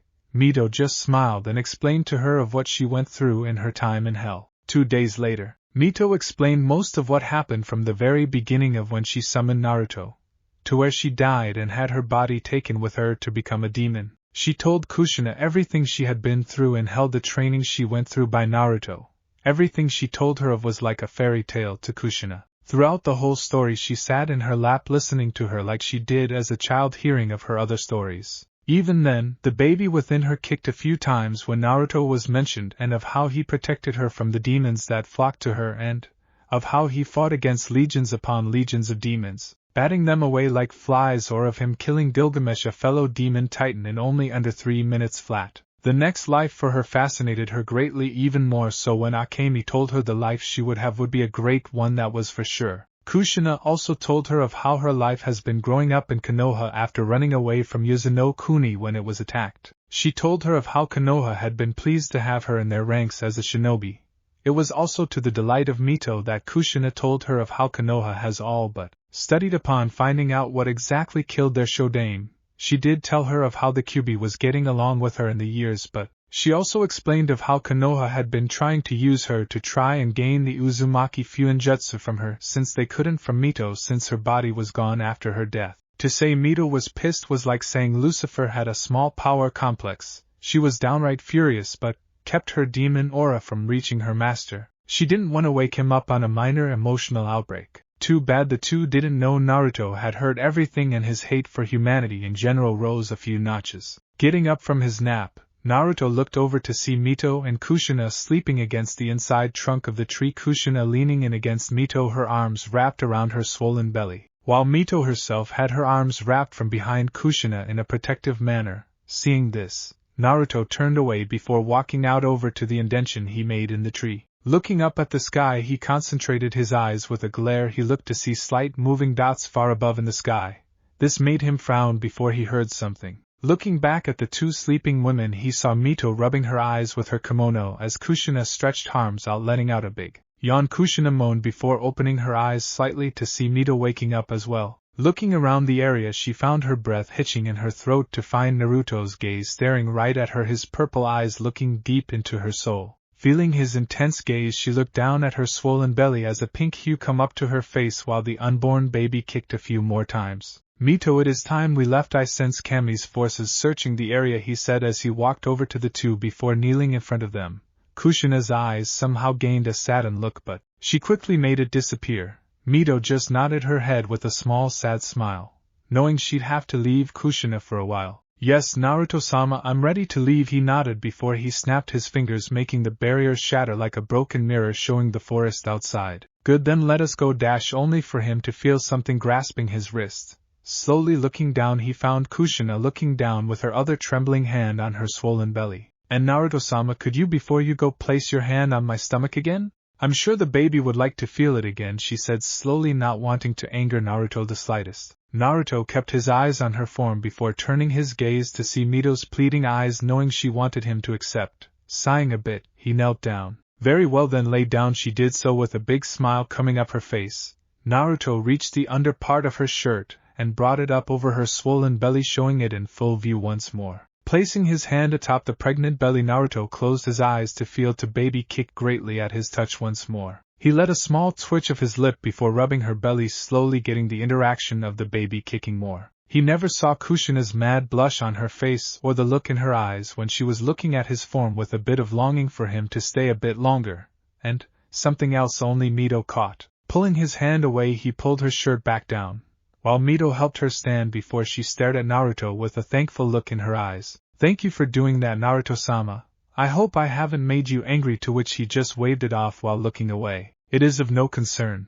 We must leave though. Mito let us go. With that his slave nodded before giving a smile to her before walking away with her master into the dark swirling portal back to hell, awaiting the time for death. Kushina watched them go as she rubbed her belly once more as her eyes drifted more on Naruto's, retreating back with a soft smile on her face. Naruto-sama, he truly is like Mito said, may be hard a bit to understand, but I can see a little softness somewhere in him. She felt her baby kick again at her mental thought. Looking down, she smiled. You like Naruto's touch, huh? If she would have looked out into the skies above the forest, she would have seen armored figures with white wings on their backs, spears all in their hands. We lost the unholy being he has left back to hell. We must report back to Kami-sama, the being said. Behind him was countless of the same angelic-looking soldiers, all floating above the scene, weapons in their hands and scowls on their faces. Hell. Dropping back to hell, Naruto and Mito looked around as the portal closed behind them. Seeing nothing much had changed, Naruto walked forward, heading back to his house, Mito walking by his side. Naruto-sama, if I may ask, which of Kami's forces was there? To which Naruto gave her a side glance as he kept walking. It was Kami's personal guardsmen, the personally trained soldiers by Kami, the Jujigen no Guntai, Crusader Legion. They are by many means stronger than the legions of demons down here in hell, and you wouldn't have been able to fight them at your current power. I can take them, no doubt, for I have been here much longer than that force was even created. My power outmatches their own by leaps and bounds. Now we must go. You need to get back to your training, he said, to which Mito managed a nod while thinking on this force from heaven. Heaven, court of Kami. Shouting of many voices could be heard in the court of Kami, male to female. All was outrageous voices of anger, and it was all aimed at one being. A woman with the body of a goddess, and make any straight or gay man straight as a board, and make all women jealous, or make a lesbian die of a nosebleed. She had long flowing silver hair that which seemed to glow even in the white court. Her eyes were that of a golden which seemed to shine with the inner wisdom and power but slight irritation. Her skin was a pale porcelain, that of which looked so creamy and gentle to the touch it was begging to be touched. She wore a white kimono with silver threads at the end. Designs of flowers danced across her clothing. She had a black sash around her waist. She had simple wooden sandals on. Her was Kami, ruler over heaven, and strongest and oldest of her fellow deities. Beside her was her sister Megumi, goddess over death. She looked just like her, only with a few different features. Her hair was a mixture of white HD purple, with her skin being the same as Kami's own, only a bit paler. Her fingernails were sharp. 2 bangs framed her face, as her eyes were the same golden amber as her sister's. Her face was completely heart-shaped, but with a more hardened look. She wore a very royal, revealing black kimono, but still good amount of decency. It just showed a good amount of cleavage and side of her legs. Around her waist was a purple obi holding the kimono tighten in a graceful knot in her back as it flows with her. Right now both Kami's and Megumi's delicate eyebrows was twitching in annoyance, as the court was filled with their fellow gods and goddesses yelling and screaming from what had been going on. Ever since Lucifer's defection from Yami, hell had been all but nice. They had been attacking her forces with Lucifer leading them, as well as him attacking Yami, their other fellow god. He was just sitting quietly watching the scene with an amused expression. There was also the screams of one particular demon in hell. This demon was Hellwing Naruto, the devil that shook hell to its very core and was said to have the power to match even Lucifer himself. His deeds and actions against both Lucifer and Yami have reached even them, and many of their fellow deities have felt that he should be killed before he becomes too strong. Honestly, they just thought some were scared that Naruto was said to have beaten Gilgamesh in under 3 minutes flat for just annoying him. Kami-sama. She heard her name. Looking at the doors slamming open, she found her Crusader Legion all coming in with worried faces. Yes, what is it you have to report? Her voice booming with authority none could match. All attention was all the Crusader Legion. Even Yami was looking at them with a curious eye. We've returned, and what we have seen is not good, for the Chosen One's mother has made a deal with a demon. This made all sound go completely silent as Kami's eyes were wide. Her Chosen One's mother made a deal with a demon? Is she dead? Did the demon kill her? Is the unborn child okay? What happened? She asked, her voice commanding, making many of her fellow deities shiver a bit from the power from her voice. It happened 2 days ago. Uzumaki Kushina. She made a deal to have her enslavement seals taken off her and to have Namake's Minato killed, to which many growled at the enslavement seals. Mostly the females of the court, Kami and her sister, scowled at the mention of those seals. I see. And who was the demon she summoned? This made them shift uneasily, which many caught. Amaterasu, getting annoyed, spoke. Who was it? To which the Crusader Legion captain spoke. It was Naruto, Hellwing Naruto, the demon titan devil from hell, he finished before keeling on the ground once more. Once the name of that certain devil was spoken, Yami released so much killing intent that it surprised even Kami and Megami. Did you just say Hellwing's name? He was there? This whole time? And with the Chosen One's mother of all people, his godly voice making the Legion quake under his power. Kami, seeing this, released her power with a quick flare, making Yami's own pale in comparison. That is enough. Yami, sit down and calm yourself, Captain. Tell me, how long was he there? Her voice soft and caring as she spoke, the Legion fully relaxed under their master's voice. He was there with her for 2 days. He and his unholy slave Uzumaki Mito stayed with Kushina, not mentioning she requested for them to stay a bit longer. This seemed to disturb the deities, while Susanoo narrowed his eyes in suspicion. That demon stayed with Kushina for 2 days. Is she all right?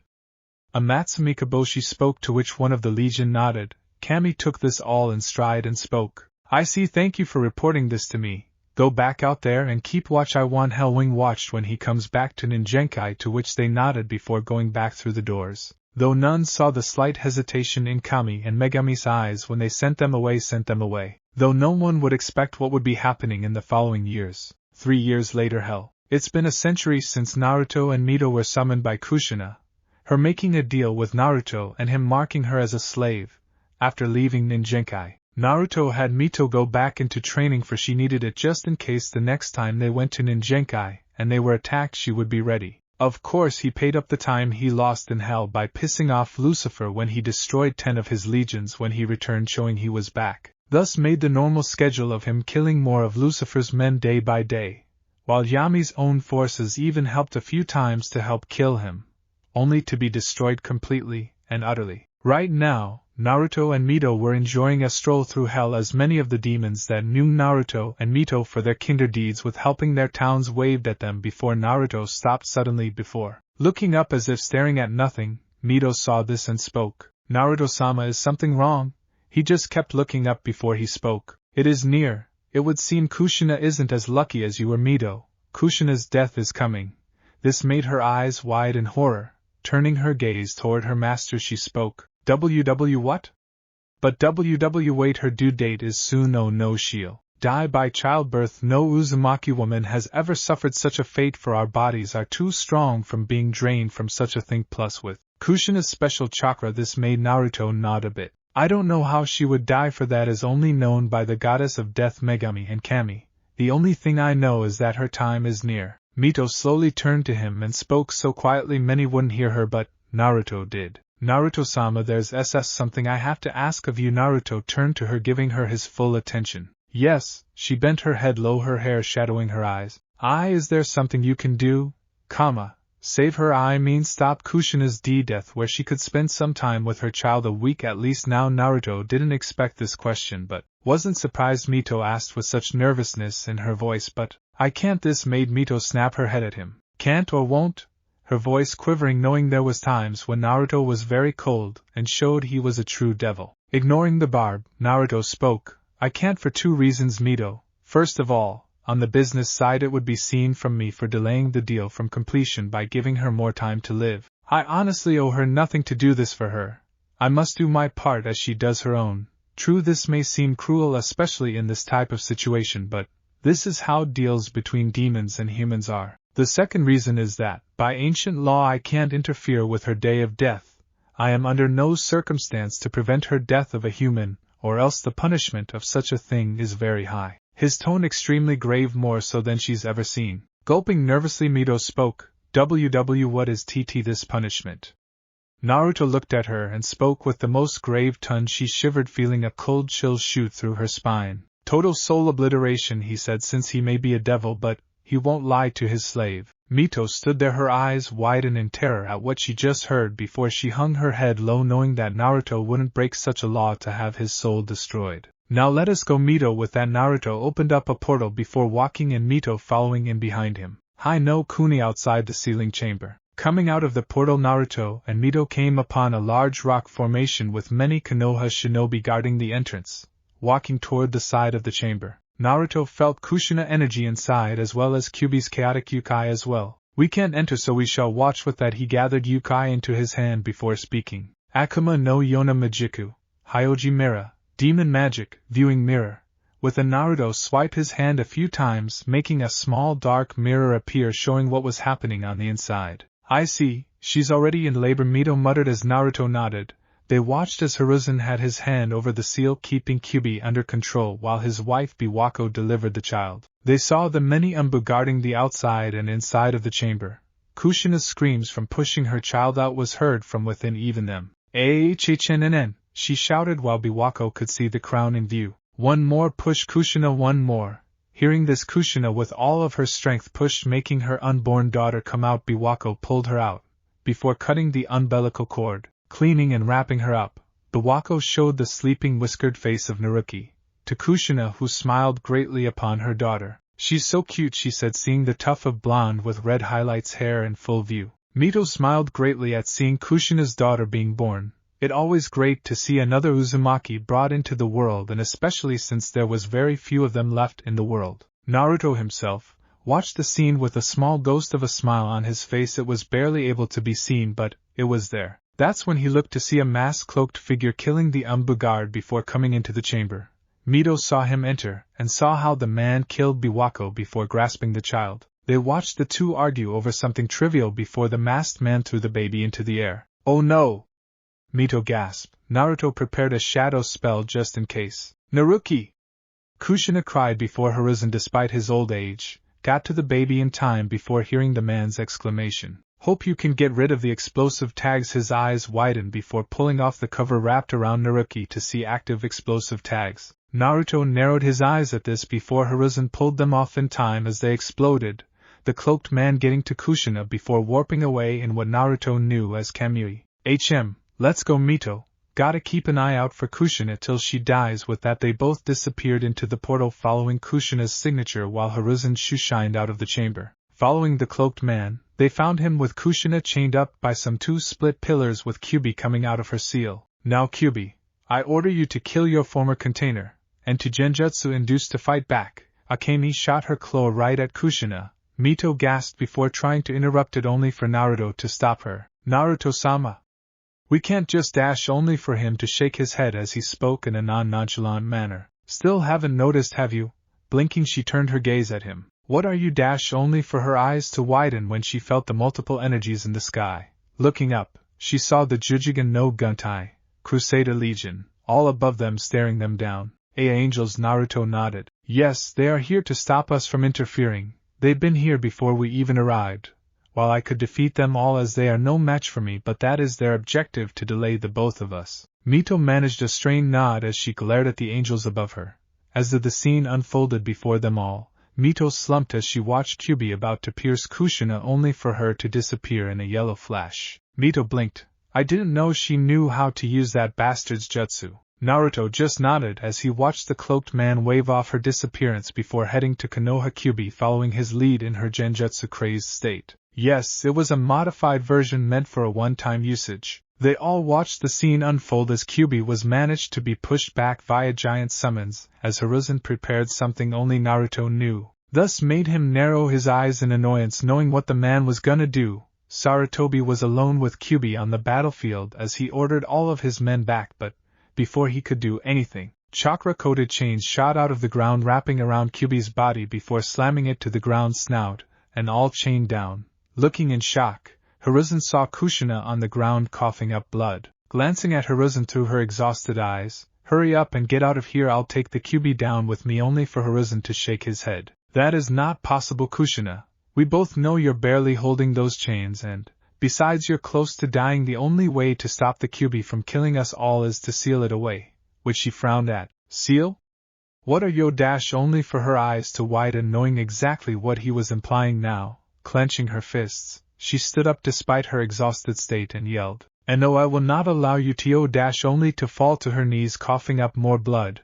Mito teared up at seeing her sight, while Naruto just turned his gaze at the angels above him and glared, making the group tense. "No, not her, I will not allow you," Kushina uttered, blood flowing out of her mouth, her eyes set ablaze in hate, glaring at Hiruzen in defiance, only for the man to shake his head. "No, Kushina. Only an Uzumaki can hold the Kyubi at bay, and you're almost dead. This is the only way," he said as he prepared the sealing. "I will not allow it," she yelled, releasing the Hashiman Tanku. the 8 celestial chakra gates. With that her chakra jumped completely, shocking Hiruzen and surprising Kyuubi. Naruto's own eyes widened a bit while Mito let tears fall knowing what would happen when she did this. Using the monumental chakra she gained, Kushina pulled the chains down, slamming the Kyuubi into the ground before she started to pull on it, making the Kyuubi drag itself to her where her original seal was located. That's when she felt the drawback of using the gates and felt to her knees, her aura fading. Kyuubi took this chance and attacked Hiruzen. After summoning the cradle and placing Naruki in it, Hiruzen looked up to see Kyuubi's massive claw coming its way. Kushina, gathering the last bit of strength she had, jumped in front of the attack, getting impaled by Akemi's claw. Mito's eyes widened while Naruto closed his eyes. Hiruzen, seeing Kushina not moving, did the required hand seals, ignoring the baby's cries, and slammed his hands on the ground. Forbidden Fuinjutsu, Shiki Fujin. Dead Demon Consuming Seal. That's when the apparition of Megami appeared in her Shinigami form, as the humans call it nowadays. They all watched it unfold as Hiruzen had Megami seal Kyuubi into the blonde-haired baby and sacrificing his soul to her. Doing this, Megami ripped out Hiruzen's soul from his body and ate it. Seeing Kushina's soul coming out, Naruto took this as his K and appeared right in front of Megami, taking Kushina's soul. Kushina saw Naruto staring her down as her soul started to form and smiled, uttering two words. Naruto-sama. Naruki-chan. With that, Naruto sealed Kushina's body away. Megami watched this with a smile. It's good to know that you follow the rules unlike your fellow demons, Hellwing, to which Naruto just gave her a glance and spoke. True. It's also good to know that you deities can be much more evil than us demons to make her death like this, thus making Megami frown and Mito smirk, knowing her master shut up the deity quite greatly. The captain of the Crusader Legion was frowning at the scene. The Chosen One's mother was in the hands of a demon. Now he had order not to interfere with anything that goes by all ancient laws, but he couldn't let this unholy thing take the Chosen One's mother to hell. Hellwing! Stop right there! The captain announced, his men all ready for what their captain was gonna do. Megami gave them a curious side glance while Naruto just spoke his back to them. HM? What is it? I have a deal to keep here, as Mito looked between her master and the scowling Legion captain. That's the thing, we cannot allow you to take her soul to hell. We shall not let you corrupt her like you've corrupted Uzumaki. Mito. This made Mito scowl in annoyance. Now this got Naruto's attention. Did they not know that interfering with a deal between a demon and a human was breaking Kami's laws? And in front of Megami no less? He pitiful. Oh, you think you can stop me?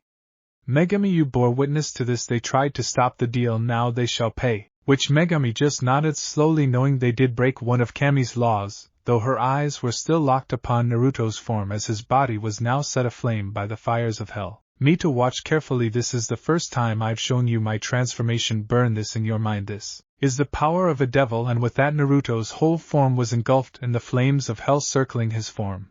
The Crusader Legion all tense, knowing their target was transforming.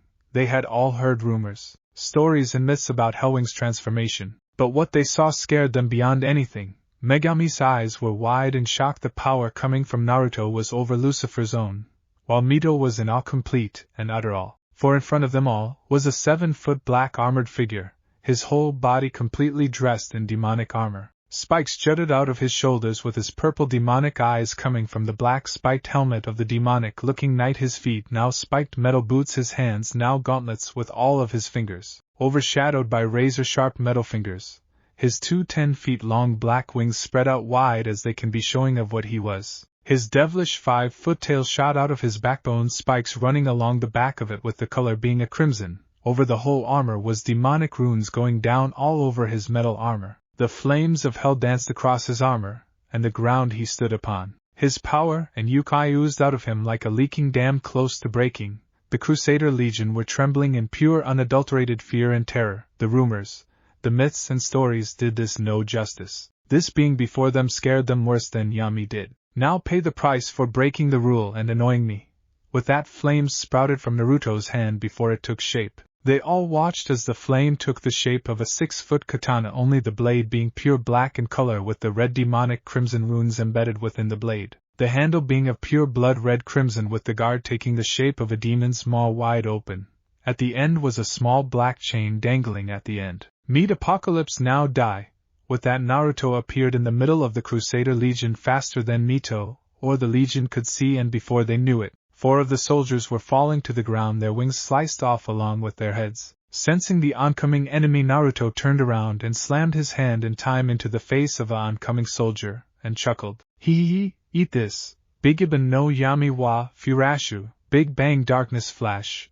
Before a darkness encircled Naruto's hand before the angel's eyes widened in horror. Second later, that angel along with half of that Crusader Legion was obliterated by a wave of condensed darkness. It tore them apart, burning them, disintegrating them all. The clouds were split by the attack. Megumi watched this in complete shock. That attack alone would have dealt a serious blow to a deity. Mito watched as her master just obliterated half of Kami's personal forces with one attack. Her eyes were filled in amazement, as she burned her master's devil form into her mind forever. It was like looking at the very embodiment of power. His power was full out, and it made her feel like she was in an ocean of yokai. Naruto's power was a literal maelstrom, it growing with each passing day. The captain watched horrified at how this unholy being just killed off half of his men. With one attack at that. He had to give the order to retreat lest he lose more men, but a deep burning hatred flared in his eyes when he looked upon Naruto's devil form. As for flames of hell burned around him, making him look like a grim reaper coming for its next victim. His purple eyes glowed murderously when he set his gaze upon them. His Nodachi flames up with the fires of hell. Seeing no other way, retreat. Head back to heaven, in which they did, but Naruto chased down a few, killing a few of them before the rest left through the portal. Seeing them gone, Naruto flew back down to Mito, his appearance making her very light-headed. Megumi just eyed him curiously before leaving through a portal when Naruto's demonic gaze cast upon her. Mito, it is time to go, I tire of this place. His voice returning to normal, his form changing back to his normal form. Mito just nodded dumbly, still in shock at seeing her master transform and fight like that. Though none of them saw the blonde pigtailed Sannin Senju Tsunade come upon Naruki with annoyance and arrogance brimming in her eyes. Hell. Once reaching hell, Naruto pulled out Kushina's soul to see it form into Kushina's form the first time they met her.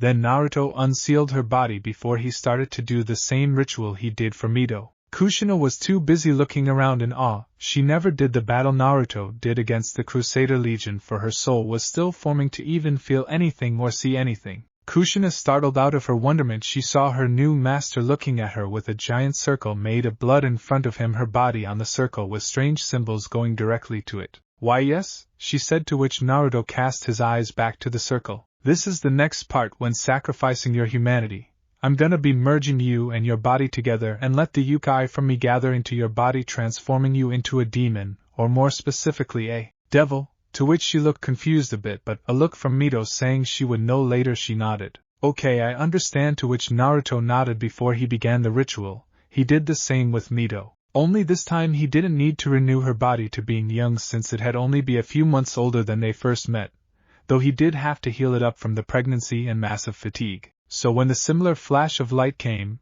a not so much changed Kushina appeared in a crimson-red kimono with black trimmed edges and, like Mito, her bust increased to a D cup from the C cup she usually had. Her goddess-like figure became even more slender, making her look perfect with every curve on her body. Her violet eyes stayed the same, only more of darker shade, making them unique among many things. Though the yokai flowing through her showed she was a devil now, just like Mito was made into. Whoa, I feel different, but I don't look at Mito. Just grinned since she said the very same thing. Don't worry, you've just become a devil like Mito and I am. You'll be trained by me, and if I'm not there, Mito will help you as she does her own training. Like I said with her Kushina, I will not have a weak slave and want you to be able to protect yourself if and when the time comes, so be prepared for your training comes soon. To which she nodded with a small smile on her face. With that, the next few years were gonna be very hectic for Naruto and his beautiful slaves, if only the proverbial typhoon they will cause that will shake the very foundations of the 3 realms. So you're telling me you disregarded the rules and attacked Hellwing Naruto for keeping the end of his bargain, which you did so brazenly in front of my own sister, resulted half of the Crusader Legion destroyed?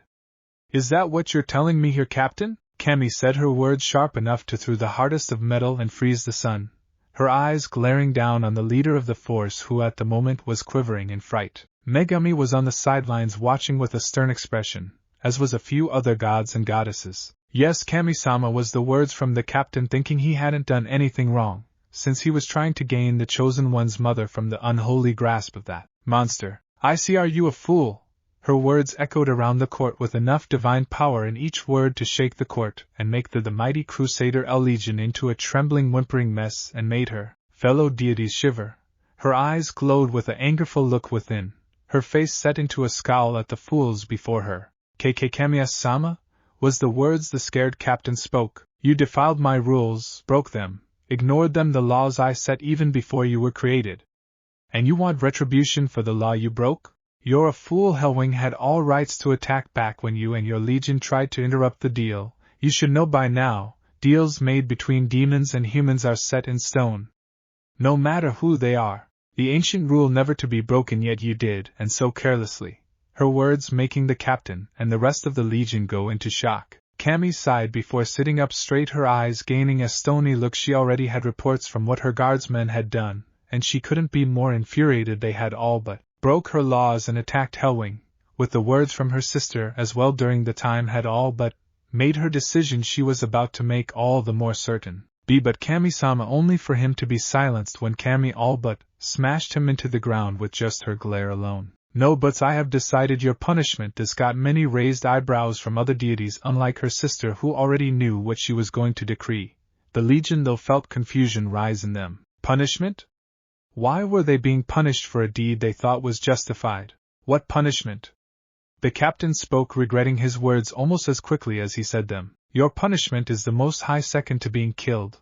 I will have you and your men stripped of your rank, title, and banished from the castle, where you will serve the rest of your lives in solitude, where you will repent for your actions against me. And to make sure you fools never try this again, I will make an example out of you. Since your punishment is close to heresy, I will treat you as such. Before anyone could understand what she meant, Cammy merely raised her hand, and with a subtle twitch of her finger, she caused the clueless captain of the Crusaders to be flung her way by an invisible force before he was seen floating right in front of her.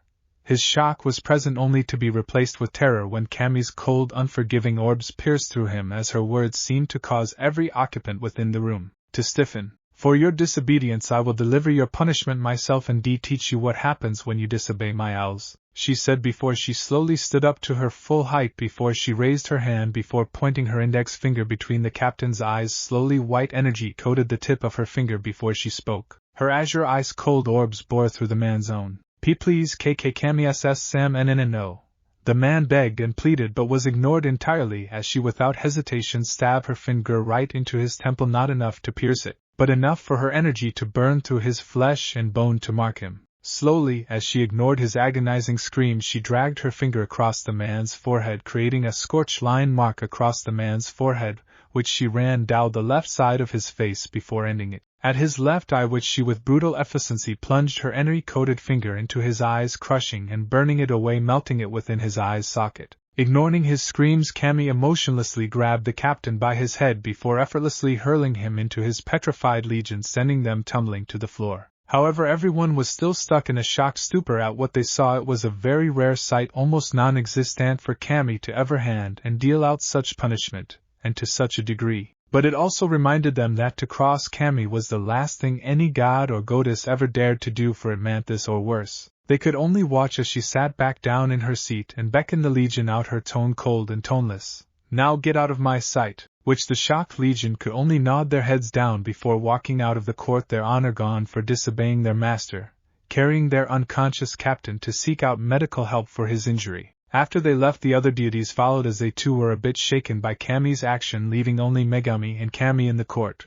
Once the door finally shut, Cammy's face broke out into a sigh. With a frown adorning her face, Megami saw her sister's situation and spoke. Something wrong, Cammy-chan? Her words softer with only her and her sister alone. Cammy just looked up and smiled despite the annoyance in her eyes. No, well, not really, it's just Hellwing. Something about him is just so interesting. And I guess when those fools dared to break my law and assault him even causes me to get angrier than usual, she said as her frown turned into a small wistful smile at the mention of that certain devil. Megami only nodded with a smile of her own as she remembered the devil she saw up close just mere moments ago. To feel the brunt of his power and see his transformation before her very eyes was something she wouldn't forget for a long time, nor would she try to. After all, the devil was a subject of immense interest between her and Cammy. Ah yes, well all I can really say is that he's a strange one, especially after all the times we've watched him, her face adorning a small smile as well. Cammy just nodded, remembering the time she and her sister watched the strange yet very powerful devil rise in fam in hell. The deities knew she and Megami had watched the devil and had questioned her, and some had just plain thought it was a bit disturbing she and her sister were so interested in the unholy being. Yet they dared to never question them, leaving the two goddesses to their actions. But watching over him over the years, the two women had strangely developed an immense interest in the devil, to the point one would question if it was admiration, affection, or plain outright love for the devil. They never dwelled on such things, nor did they dare to. But the pegging of such a thing for the two to ever love the devil, the very being who opposes all of heaven, was ludicrous, crazy, insane. And yet they couldn't deny they felt something for the devil. Their feelings for him were strange at best, and could only be described at best that they held interest in him, and kept an eye on him to watch as he grew into the devil he was today. Though I've got the strangest feeling something big is gonna happen, something catastrophic, her words making Megami frown. Who knows the future is always changing, my dear sister. Cammy nodded at her sister's words, but couldn't help but feel something big was gonna happen, and it would shake the three realms immensely. If only the two knew this change would alter their lives forevermore. 60 years later, hell. It's been a small yet very long 60 years in hell, and many things have happened since Naruto brought Kushina in as his slave and made her into a devil. One thing was that Naruto wasn't kidding when he said he would be training her in her demonic powers for the next day. When they arrived, he had pushed her through the same training regimen he did to Mito. He made her do everything to get stronger, just as he did for Mito, and to Naruto's secret approval, she pulled through every challenge he sent at her with fervor to get stronger and prove herself to her master, the one that saved her from her nightmare and gave her a new life away from Ninjenkai.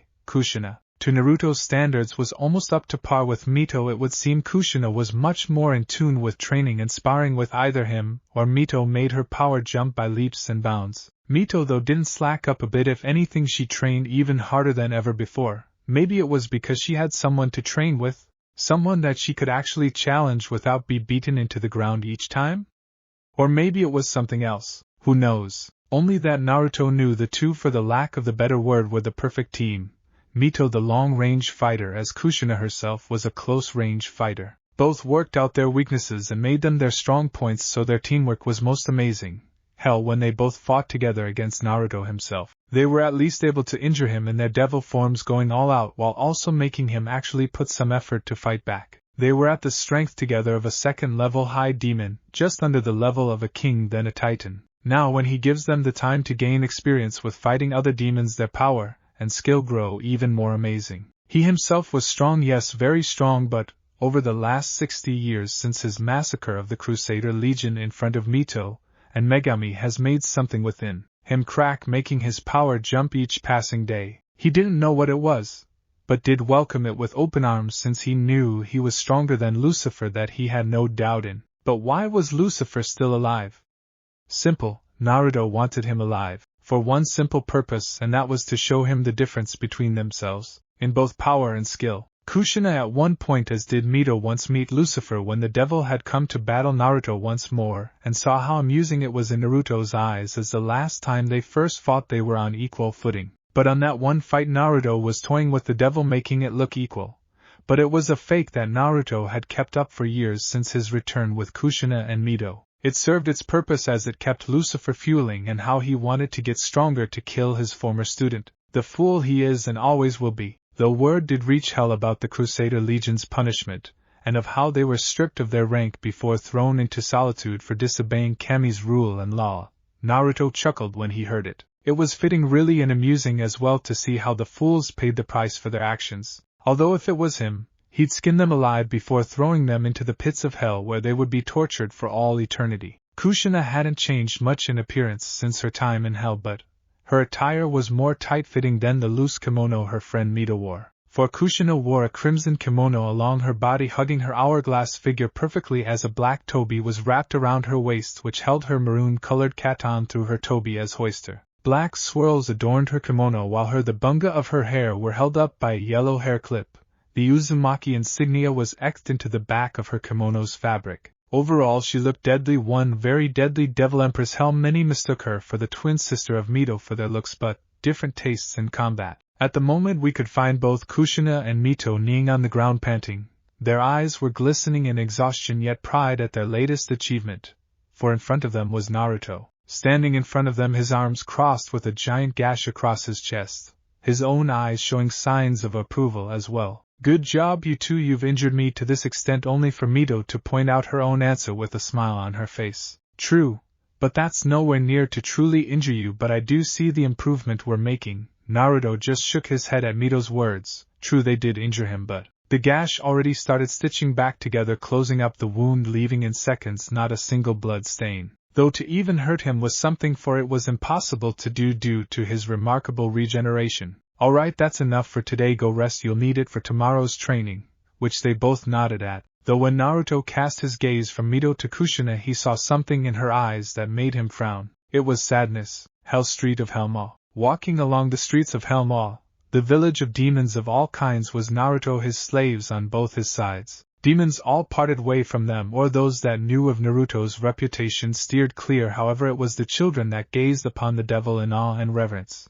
It was like the stories they heard was true from their parents. The legendary devil was as their parents told them about, was the hair, the face, the clothes, everything about him was true. Naruto walked through the street, his face indifferent as ever. The reason for their visit to this city was for a means, as he got word that a demon titan was causing havoc in the town and was murdering innocent demons and children. But honestly, he didn't care about that. What he did care about was that the fool was using his name as a leverage. He heard rumors the demon was his underling and used that as a way to get away with things he did. He didn't like that. He did not like that at all. If there was another thing Naruto hated with a passion, it was those that used their name or fame to get away with other things. But this demon was using his name to do acts like this. That he would not allow. Hey mister. Hearing the words, Naruto looked over his shoulder to see 3 kids with 2 adult demons. All of them were, from what he could tell, the Inu demon. Very powerful demons that could be powerful in their own right, or peaceful beings that wanted nothing to do with violence. Raising an eyebrow he spoke, "Yes, child?" His words cold and indifferent. Mito and Kushina looked on at the sight with curious eyes. It was rare for people to speak to their master, and especially children, since some were either scared of him from stories they were told, or the deeds known throughout hell was told to them made them too awed at his sight to even speak with him. Are you with that BB Big Mina?" the little female dog demon asked in a stutter. Naruto rose an eyebrow before giving a slight brief glance to the parents, who of which tensed before casting worried looks at their children. Looking back down at the children he spoke. "Big Mina? No, I'm not." This made a male Inu look up with hopeful eyes as his tail wagged back and forth excitingly. Then are you gonna take care of him? I mean beat him up and take him away from here, he's caused us so much pain. Which Naruto just looked at the little child before turning his head back in its original direction. That is correct. Before he walked away, his slaves following in behind him, he never saw the wide and hopeful eyes of all the Inu demons along with those that heard the conversation. With Naruto, he had only been a few minutes until they got to their designated spot. It was a pub basically, where he and his slaves could already feel the yukai within, so with a slight knock, the door was slammed off its hinges and into the wall, silencing all the actions that just went on in the pub. All eyes were on Naruto, with Kushina and Mito behind him looking upon the wide-eyed demons in cold indifference. Naruto took a step forward and spoke. "Now which one of you is named Garrosh?" he said, and just as quickly as those words left his mouth all pointed at a demon that just ran out the door. Twitching, Naruto sighed, rubbing his temples. "Pathetic fool," he said before all 3 vanished like the wind, only to appear in front of a demon that halted right in its steps. Its big hulking body froze in mid-step, its red eyes wide in terror as Naruto appeared in front of him with a sinister look in his purple eyes. They were all on the streets of the Helmall, with villagers alike looking upon the scene with fear of what was gonna happen. The demon was named Garrosh Hellscream, who in general was a blood-red-skinned fell orc which dwarfed the size of other regular orcs. This was another demon titan that was known for his brute strength and abilities to rupture and upheave the very ground of hell, earning him a fierce reputation as a demonic killing machine. Yet that meant nothing to the devil before him, not that he knew who this truly was. "So you're the one that's been using my name to cover up your crimes, right?" Garrosh then right there answered his question by speaking. "And just who are you exactly? 'Cause you know if you attack me, my boss Hellwing Naruto will come down here and kill you before taking your little whores with you," it said with a lecherous grin when its gaze set upon Kushina and Mito. Now this was a very bad thing to say since for one both Mito and Kushina gritted their teeth in anger, as their demonic aura came off them in waves. The second thing that happened was, Naruto's eyes gained a much more evil look in them before his eyes quickly gained a slit within. That you foolish child was a mistake for one. Who do you think you're talking to? You say you work for Hellwing Naruto? Do you even know what he looks like? Well, let me give you the picture right in front of you, for I am Hellwing Naruto. His words making the demon take a step back in shock once its eyes finally settled upon his appearance. His form started to tremble shakily as the combining demonic auras started to push down on him. Taking a step forward, Naruto spoke once more as his eyes flared purple as his form flashed in demonic aura. And insulting my slaves was your second and worst mistake you'll ever make again. With that, Naruto descended upon the demon, laying down a beating so horrible that many demons that watched flinched and closed their eyes as the horrible screams from Garrosh echoed all across the village as his blood painted the walls and flew into the air. Crushing his tusks and jamming one through his chest, he sent the orc through several buildings before sending him into the ground, causing it to crater beneath the behemoth of an orc. Before the demon had time to even get up, Naruto was already there, his heel coming down, which slammed into the orc chest area, causing a faint crack before the orcs caved in on itself, while Garrosh's eyes bulged in agonizing pain. Such strength! Soon Garrosh was reintroduced to a whole new realm of pain. 15 minutes later, once the beating was over with Garrosh beaten and bloody, was over Naruto's shoulder as he and his slaves walked down the streets. They were on their way to throw the body into the hellfire pits where the demon could be tormented for what he has done. He didn't get off easy with Naruto, and won't certainly ever again. Too busy screaming for mercy as his flesh and bones are burned away only to regrow again, making his pain endless. As they walked, though, Naruto kept giving small glances at Kushina since he had been seeing her act weird lately. Strange actually, since she was usually a ball of energy most of the time. That's when he heard something. The mister did it. He beat the big Mina, was the voice Naruto knew too well. Looking to his right, he saw the family of 5 Inu demons looking at him in either gratefulness from the parents, or the awe looks from the children. That's when the youngest, a little female-looking Inu, ran over to him, her big black eyes wide in awe. She reached his leg and looked up at him with a smile on her face. Thank you, sir, she said before doing something shocking. She hugged his leg. This made Naruto freeze up, while Mito and Kushina looked worried at what would happen next. Their master, if anything, was cruel even to children sometimes, and his bloodlust from the little battle might not have been sated. So what if he? Only for the devil to slowly gaze down at the small Inu demon before he spoke tonelessly. It is of no trouble, he simply deserved punishment for using my name for protecting for his actions. And that is all. Now go to your parents, little one, he said, causing the demon to look before giving a timid nod once she figured out what she had done before running back to her parents. Without pausing a second time, Naruto walked forth, followed by his 2 Uzumaki servants, though this action had been watched by both redheads, and one being Kushina, who watched this with a small smile on her face. Before she remembered her own child. Looking down at her belly, she rubbed it as a small tear fell from her eyes when she remembered all the time she spent with the unborn child, the one she gave birth to only die on her same birth, though she never saw the frown on Naruto's face as his eyes were set upon her at her action. Next day, Naruto's residence. It's been a day since their little outing at Helma, and things have been very tense as of late.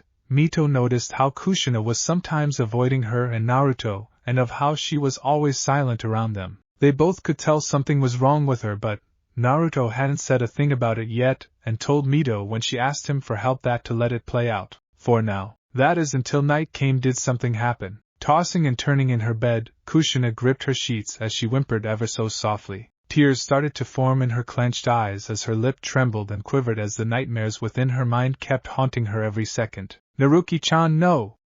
Kushina screamed as she watched her unborn child be completely vaporized by the flowing yukai from Kyubi. Grasping her head with both hands, she shook her head only to see another scene of her one-day-old daughter. Her bright blue eyes glaze over as the chakra of the Kyubi became too much for her, and soon, to Kushina's utmost horror, Naruki's little eyes were soon devoid of any life. No, no, no, Naruki-chan, Naruki-chan, Naruki-chan. Her shrill scream echoing all in her room. Realizing what she did, she tried to cover it up only for her face to have tears going down them ever so rapidly. In his room, Naruto's purple eyes snapped open when he heard Kushina's scream and jumped out of his bed before bursting through his door. Upon getting to her door he kicked it open only to see the sight of a sobbing Kushina. Walking over to her he saw she was still asleep but was still muttering the name Naruki over and over. Grasping her shoulder he shook her. "Kushina, wake up." Gasping she snapped open her eyes only to see the face of her master looking down at her with an impassive face. "Kushina, what's wrong?" His words made her look the other way before she pulled herself up and scooted away from him a bit. "And nothing, Naruto-sama," though her horrified face said otherwise. Seeing he wouldn't get anywhere with his usual way of speaking he spoke a bit more gently but still firmly while grasping her shoulder. "Kushina, tell me what's wrong."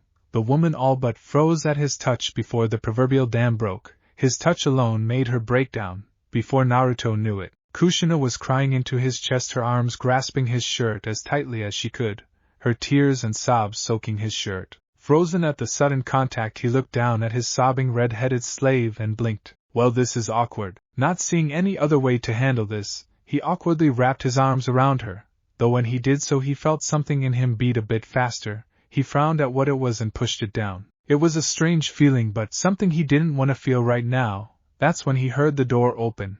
Glancing he saw Mito walk in and saw her questioning gaze. Shrugging, she walked over and sat on the other side of Kushina and started to pat her back gently. Rubbing her back tenderly she spoke. "Kushi-chan, what's wrong?" Only for her to keep crying into Naruto's chest. Seeing she wouldn't be talking for a bit they all sat there waiting for her to calm down. It took a few minutes but, slowly and assuredly Kushina slowly got control of herself, yet she was still in Naruto's arms. Pulling away a bit she wiped her eyes from her red puffy eyes. "I'm sorry for that." Mito just rubbed her back as Naruto kept looking at her with a questioning gaze. "It is of no trouble, Kushina. Now tell me what is wrong." Knowing she couldn't get out of this she sighed. "It's just I miss her. I miss my baby Naruto-sama, my daughter, my Muzum, my Naruki-chan. Every time I go to sleep I have nightmares of her little baby form dead in so many ways. They won't quit haunting me and it's starting to tear me apart." She finished before closing her eyes to hide the tears.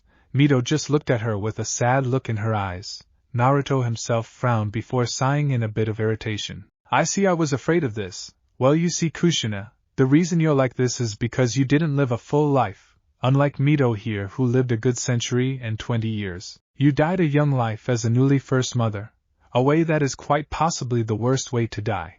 So it's no surprise you're being haunted by visions from your previous life," he said looking at Kushina with curious eye. "It also makes it a bit worse that you have these dreams since you feel you have no one you truly believe will help her.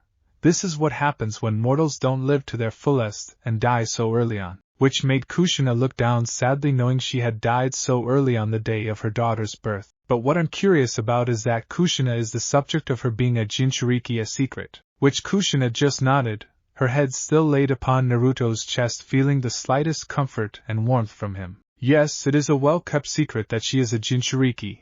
That is how I and Mito's position was kept secret. It was never told of what we contained."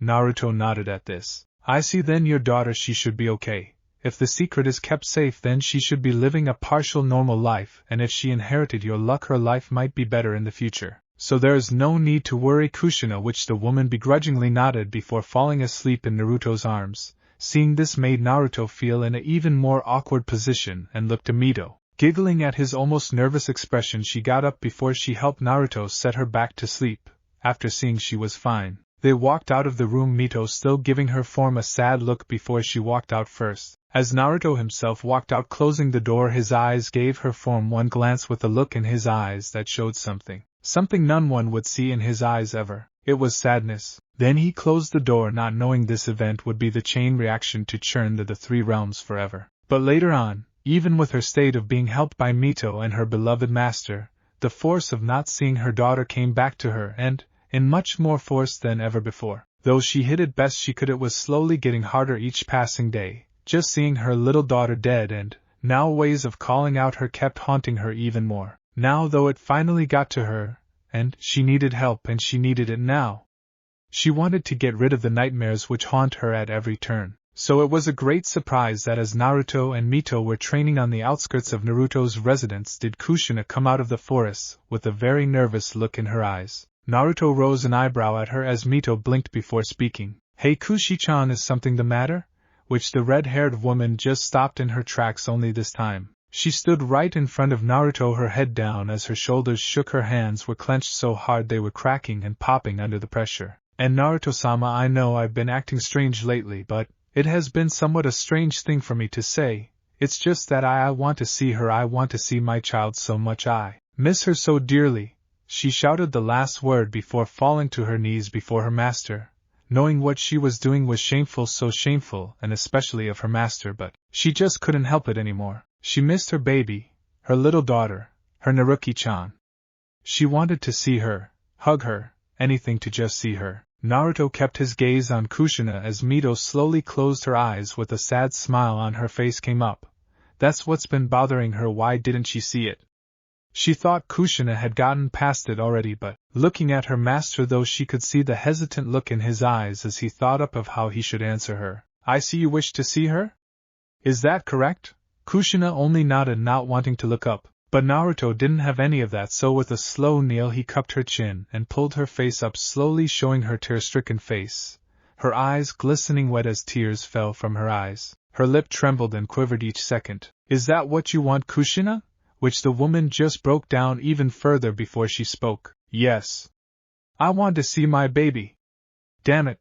Before she slammed her face into his chest. Hearing her answer, he sighed before giving Mito a glance, to which she nodded. Very well, then I can do that. I can't take you to her, but I can show you how she's doing at the moment, which Kushina, who at the moment was in Mito's arms, just nodded. Yes, that's fine. I just want to see if my baby is okay. Her voice strained to the max as her eyes were cast down in shame for doing what she did. She just couldn't control it anymore. She wanted to see her child, but to break down, cry and yell at her master. She felt so horrible and disappointed with herself that she only in her sister figure's arms did she feel better. I see, understandable.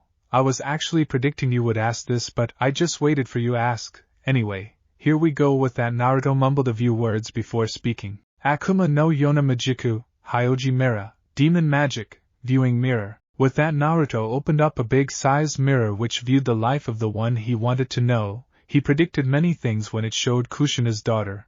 He predicted her living a somewhat normal life, a life where she was protected even. He was dead wrong, for when he opened the mirror, hell would forever be shaken to its core. Ah! Stop it!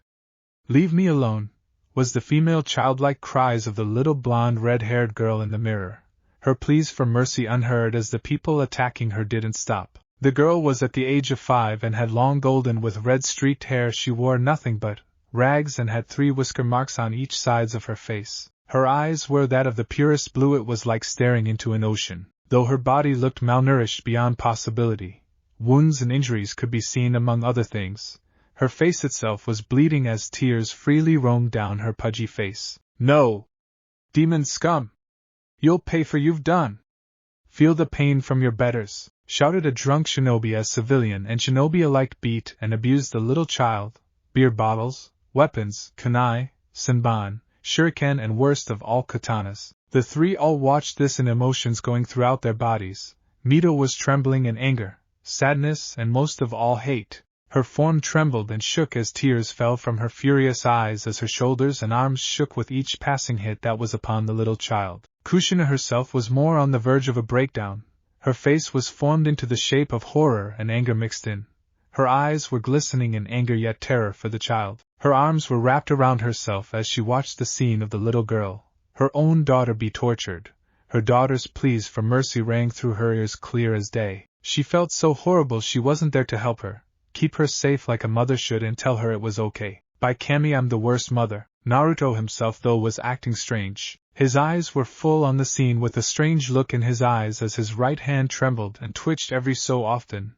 His mouth twitched a bit like he was about to growl or snarl something bad. He slowly, ever so slowly, raised his right hand and looked between it and the child in the mirror. Kushina, isn't the secret of being a Jinchuriki supposed to be kept secret? Which he got his answer from Kushina when she all but nodded. Then what the hell am I seeing? His words so cold that it made the 2 involuntarily shiver. With that, he looked at his right hand once more, the hand that touched Kushina's swollen, pregnant belly. The same one that felt the many excited kicks from the unborn child. The same one that rubbed and played the little touch and kick game the child acted. He looked upon the child once more to see her tears pouring from her eyes, her pleas of mercy, her cries of pain, her yells of anguish. With that, Naruto's right hand quickly clenched as he looked up at the red sky of hell and spoke. Do you see it now, Kami? Are you that blind or ignorant of your creations? Your precious mortals, look at what they are doing to their savior. They are torturing her, a child, an innocent soul with not a touch of sin in her body. If you won't do something about this, he said as his eyes glowed purple as the ground beneath his cracked and shook. Kushina and Mito looked upon him in confusion as his Yukai energy was rising, and fast. Somebody help me! Please! Was the final pleas from Naruki.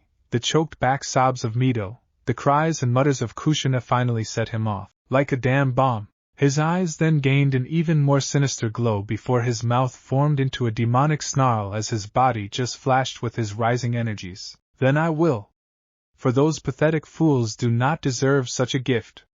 Within Naruto broke. An ancient feeling of power rose up into Naruto. His eyes glowed and flashed purple, showing no sign of pupils before the thin sign of a demonic slit for a pupil formed in his eyes. His body erupted in just pure black Yukai with purple streaks here and there, his body hidden from sight, and those of his two worried slaves. All across hell, many could feel the massive Yukai energy build up, for it was just too gigantic to ignore. The sudden explosion of pure black and purple streaked Yukai which erupted into the skies of hell itself could be seen by all of hell. The massive ball of Yukai which got bigger and bigger by each second made a few so uneasy they would lose control of their bladders or just die from the sudden expulsion of such Yukai. The ground shook, the mountains trembled and crumbled, the sea of blood itself boiled, the sky itself looked as if it was about to shatter all on them. That's when all that Yukai, all that power that was just so unimaginable, just condensed, making the ball of energy shrink further and further as the wild and chaotic demonic energy now did something even more terrifying. It got stronger,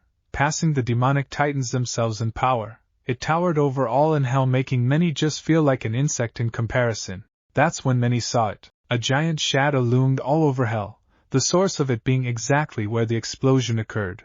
Only when its form shifted and showed its true appearance did many freeze in petrifying terror. For in front of them all was a crimson-eyed apparition, it being passing the red sky itself looming over hell. It could be seen that the apparition was demonic in nature. No, demonic isn't the right word. What is the right word is hellish, nightmaringly terrifying. It had a maw filled with glowing purple giant razor-sharp teeth which seemed to look as if it could tear through the hardest of divine metal. Curved horns stuck out of its head going past its forehead in a curved pattern. The wings of this thing were massive. They all but overshadowed hell, the sea of blood, even the mountains themselves. But the eyes, oh Kami, the eyes, it was like staring into the eyes of a wrathful god. The avatar of death looked to be just within those very eyes. They glowed crimson yet was so full of bloodlust and vengeance that it made many want to actually pray to Kami herself for forgiveness. Deep within a castle, Lucifer himself sensed the very powerful, even godlike energy explosion. Looking out, he saw the one thing that made him scowl. This is your doing, isn't Hellwing, he said, spitting out the name like it was pure venom. That's when he heard the sound of someone walking from behind him. So this is Naruto's power, Lucifer, you never told me he was this powerful, was the seductive voice of Lilith, her purple-skinned body imperfect as her seductive smile that could make any mortal man just bow before her. Her eyes glistened in excitement yet curiosity as her set upon the apparition that which loomed over the castle itself. Grunting, Lucifer spoke. He's been hiding this from me all this time. All our battles, all our fights, he's held back against me. How dare he? He yelled as his own demonic energy blasted from him. Lilith herself just stayed where she was as her eyes danced with amusement at Lucifer's outrage, though her eyes did shift once more to the apparition, and she licked her lips as her body trembled and shivered in excitement. I wonder how our first meeting will be, Hellwing. Explosion sight. Kushina and Mito both looked on at the apparition that appeared in the sky with something akin to fear yet amazement as they beheld the sight before them, the power. It was so amazing it rose up above the demon titans, and they were pretty sure by now was up to par with the deities. Though that's when the apparition started to shrink. It condensed smaller and smaller until it got all the way down into the crater. The crater itself looked as if you could place the sea of blood itself within. It was enormous. Only when the apparition reached the very bottom did they see what become of their master, and they did somewhat, for his figure looked shadowy at best, but it struck fear into their hearts when they saw the demonic glowing purple eyes of the shadow loom onto them. Their breath hitched when its gaze fell upon them. They truly felt like nothing to this being. This power was so monstrous. That's when the shadow itself sinked into Naruto's body, showing their master in all his glory, but the wrathful look in his eyes and the power behind them, and coming off his body, showed something happened within him. Something ancient, something powerful awoke and made him snap. His power was at least tenfold of what his was before. It was like the proverbial dam that held back his true power cracked and broke after being hit with its last hit. His body was just seeping out yukai, and waves upon waves of his power came off of him. His clothes blew in the wind as did his hair.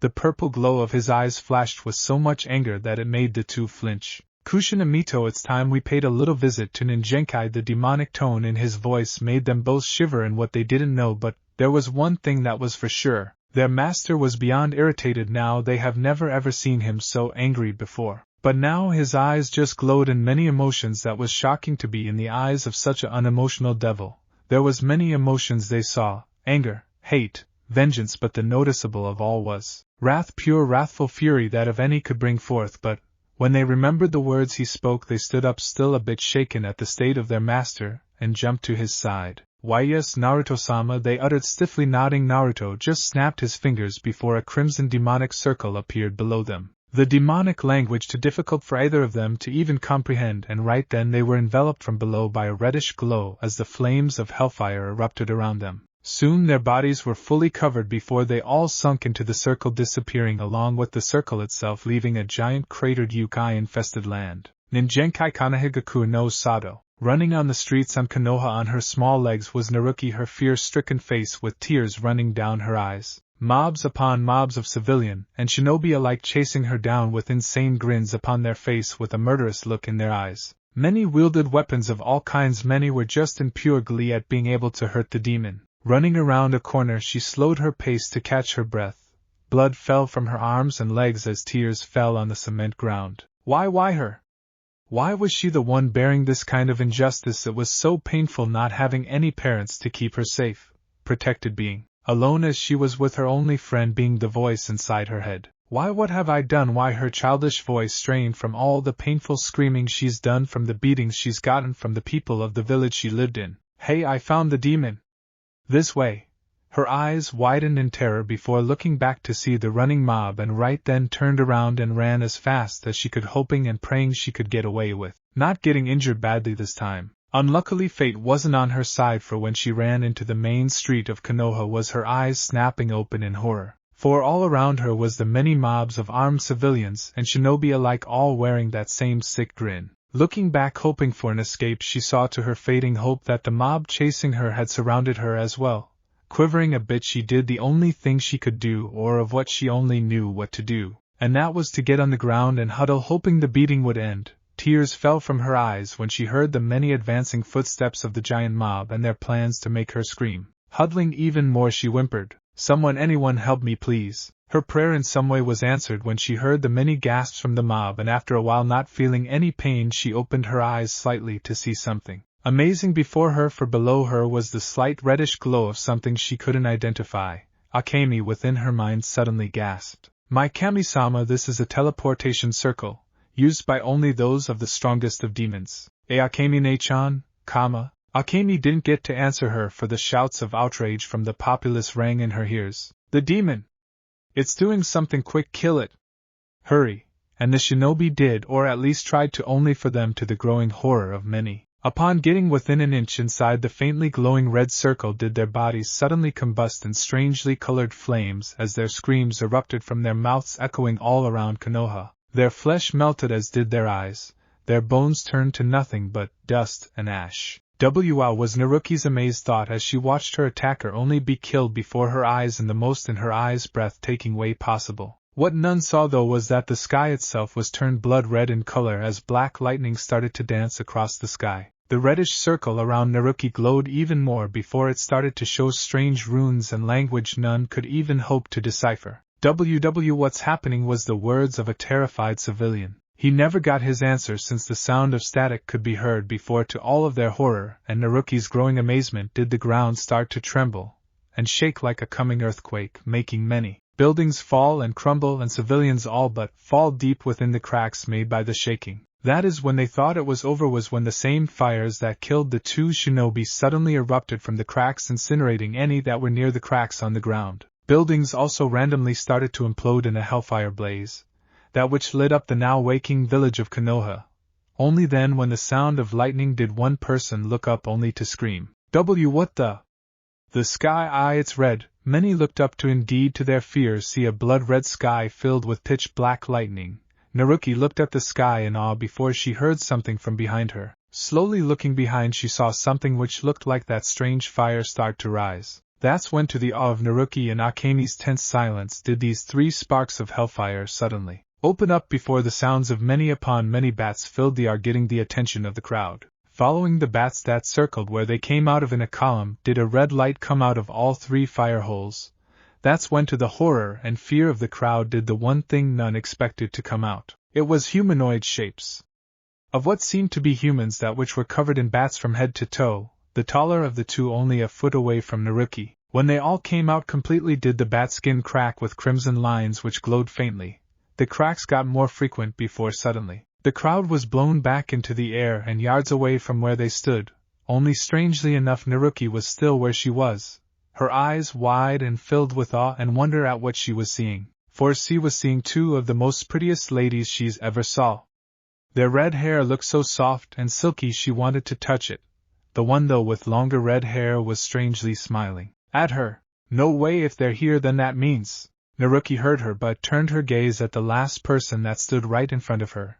His imposing stature made her shiver. His glowing purple eyes were looking all on Konoha, making her just think Konoha would just implode by his gaze alone. She wondered though who these people were and if they were also gonna hurt her. The thought made her tremble. Naruto himself, after looking around Konoha in just pure distaste, did give a glance down at Naruki, making her break into a shaking mess. When he saw the wounds and blood on her body, made him clench his fist tighter before he looked up at all the squirming humans before him. He could smell their fear, their hatred, and, to his disgust, the disgusting smell of urine. The fools all but soiled themselves. Pathetic child, his words echoing all around the area. Naruki hesitantly looked up at him, seeing his imposing figure. Why, yes, sir?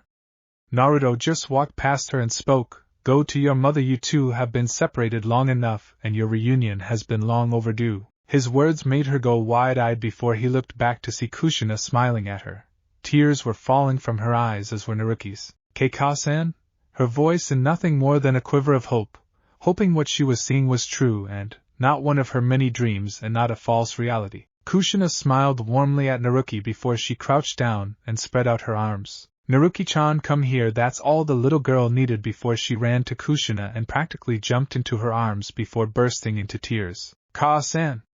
You're here. She could tell, even if she never met her mother before, that this woman was her mother. She could feel it deep within her. This pretty woman was her mother. Kushina just let a lone tear fall from her eye as she held Naruki in her arms. Mito kneeled beside her and smiled at the family reunion. That is until she and Naruto heard the humans getting their bearings once more. WW, who are you? And why are you helping that demon? Shouted a shinobi. Mito just glared immortal before Naruto himself just gave the man a glance before speaking. I do not speak with the likes of your kind. Now die like the pathetic, filthy mortal you are. With that, Naruto pointed his hand outward at the mob of shinobi and civilian alike and spoke. Kushina, stay with her. Mito, stay with them. Who knows when heaven's forces will be here? As darkness started to shroud his stretched out arm, sensing he wouldn't take a no like she would give him a no anyways, nodded and stayed by Kushina and Naruki's side. Besides, she could feel that Naruto wanted to release some pent-up anger. It was always such a good show when her master always kills. Good, then now let the slaughter begin. With that, he gave a glance at the terrified mob and snarled, Dai Bakuhatsu no Yami no Bakudan, exploding darkness bomb. With that, the event which would be counted in history as the most bloodiest of massacres commenced. A orb of darkness shot from Naruto's hand and right at the mob of humans, shinobi and civilian alike, clan members or council members. All were obliterated in a monstrous wave of pure darkness. The wave consumed all in its path, taking multiple buildings along with part of its walls. The blast was so enormous it gained the attention of every shinobi in Konoha, which all raced to where it came from. Naruki, though, watched with what she dubbed Naruto as the scary man did and was in a state of awe. Kushina just smiled and held her daughter closer when she saw her eyes at the scene of what Naruto had just done, for before Naruto's outstretched hand was a mob of civilians was nothing more than ash. A giant trench of the explosion's size showed stretching on for miles to miles on end. Spitting on the ground, Naruto's face contorted into plain disgust before he just turned around and spoke. "Quit your hiding and come on out, you pathetic ninja!" And so with that, all around Naruto did multiple shadows of shinobi pop out, many jounin and umbu. The numbers were quite many, but to him, it wasn't even a warm-up. Taking a step forward, he spoke as his demonic aura flared from all around him, cracking the ground and shattering the building walls around him. "Let this be put into the history books. Let all of Ninjenkai and heaven itself know that Konohagakure no Sato has its first ever massacre." With that, Naruto all but jumped at the shocked shinobi. They never saw what came next. Grasping one shinobi's head, he let out a snarl before snapping it. His snarl turned into a cruel cold smirk when he saw the terror-widened eyes. He looked at the charging shinobi and grunted. Twisting the head even more, he ripped it off, spraying blood like a fountain all over the approaching shinobi before he planted the disembodied head into a sneaking from behind him shinobi into the face, shattering his mask, and practically with just force alone fused the head into the other's cracking and shattering skulls. Spinning around, slammed his foot into the ground before cracks came from the ground and, to many of their horror, hellfire suddenly shot up, incinerating them along with buildings around them. Pointing his right hand out in a strange position, he spoke. "Haru, Titan no Kabushi, Hellfire, Titan's Fist," and to the horror of many, a giant Hellfire Titan-sized fist formed over Konoha's civilian district, it being the size of Kyubi herself. Once it touched the ground, half of Konoha's village was destroyed by a massive explosion of Hellfire. The ball of flame evaporated and destroyed all it touched. None were spared, children, civilian or shinobi. All were killed, none were spared. Men, women and children alike were not spared his wrath. Soon the corpses of the dead littered the ground, while some were screaming as their fleas melted from their body from the intense heat. "Wow, Naruto-sama isn't pulling any punches," Mito said as she watched the fiery ball of doom light up the blood-red sky. She watched as Naruto just gave a cold chortle as he butchered more vengeful shinobi. Kushina just nodded as Naruki kept her gaze on Naruto's form in what seemed like some kind of remembrance of some sort. His cloak billowing in the wind and smoke, Naruto's glowing malevolent eyes cut through the smoke of fire and sulfur like butter. Around him were multiple mutilated bodies of shinobi dead in their own way. The sound of dripping was heard, for upon Naruto's outstretched hand was a dead body of a Uchiha hanging off his arm. His hand shot through his skull. Waving his arm, he slid off the Uchiha before looking to his right. Another force of shinobi foolish. With that, he faced his to the right and spoke. "Akuma Majiku, Jigaku no Kakakushu, demon magic, skeletal hands of hell," and before the awe and amazement of the Uzumakis behind him did a rupture upon the ground crack open. Right then a group of shinobi appeared above it. Naruto smirked as he watched their faces form from hate and anger to horror and fear as skeletal hands coated in flames of hell shot out, pulled them down, formed the air and into the rupture. "Ah! The fire! Ah! Oh sweet Kami, the pain! Ah! What are these things? Wait, no!" The last one silenced via by the bone hand crushing his skull in. Naruto just smirked cruelly and relished in the sounds of the humans' scream and pleas of mercy as their flesh and bones burned and turned to ash by the fires of hell. He watched them be pulled into the rupture with satisfaction in his eyes. That is when he sensed to his ire another forcing coming from his left, only a chakra signature higher than the others were with them. Bursting out of the streets were shinobi upon shinobi. Leading them were umbu of the highest level, and before them were the shinobi clan heads of Konoha. Finally was the one that made Mito have a twitch in the eyebrow. It was Senju Tsunade, granddaughter of Tobarama Senju and Godame Hokage of Konohagakure. Her amber eyes were filled with anger and distaste at the being before them who had destroyed so much of their village. With her were the clan heads of every clan in Konoha garbed and ready for battle, though Naruto just ignored their presence and spoke. "Pathetic! If this is how strong Ninjenkai has to offer, then I'm sorely disappointed." His uncaring gaze shifting back to his normal, uncaring one. This seemed to irritate the shinobi that were ignored by him, and Tsunade spoke on their behalf. "Who are you? And why have you done this?" Which Naruto just gave her a glance, but it was enough to send her into hysterics when his purple demonic eyes set its gaze upon her. Soon an overwhelming feeling of pure demonic energy washed over her, making her shiver in petrifying terror. Snarling at how pathetic the woman was, he turned around, raised his hand up into the air. "Pathetic mortals, witness the very bringer of your home's slaughter," before looking over his shoulder, showing his glowing slitted eye. Before anyone could say anything or utter a single word, Naruto spoke. "Haru, Buraijinguri Yusiai Shawa, Hellfire, Blazing Meteor Shower. Right then all watched as the loud rumbling sound could be heard. Looking around, they suddenly looked up to see, to the Konoha shinobi's horror and Tsunade's terror, hellfire engulfed meteors coming down on them, they being the size of medium-sized buildings. Grinning at their terror, he walked back to Mito and Kushina as Naruki was still being held in Kushina's arms, but her eyes were glued upon the sky in pure awe. Watch, Konoha shall burn, let this be a sign for all of Ninjenkai. His demonic words made Naruki snap out of her stupor and look up at Naruto's form, but when she did, she never felt a pang of hurt come to her head before a flash blinded her vision. What she saw was Naruto kneeling over Kushina, his hand rubbing over her stomach. His purple eyes shined in a somewhat amused light. She looked upon him, memorizing his eyes and face before the light dissipated, before showing she was back where she was before, in the arms of her revealed mother. When she looked back up at Naruto, who at the moment was watching in great pleasure of the mortals before him scream and yell in fear, Mito walked up beside him and spoke with her eyes glaring at Tsunade. Naruto-sama, allow me to handle these fools. He just gave her a glance and nodded before disappeared in nothing but a blur. Appearing in front of the shinobi, she slammed her foot into the ground, shaking the area while making a few shinobi stumble, but it did get the attention of all of them, though when they saw her many went gobsmacked, or in Tsunade's case into complete shock. And Mito-sama? Her voice showing shock yet awe for seeing the legendary woman herself. Mito just cast a glance to Tsunade before sneering. Don't Mito-sama me send you.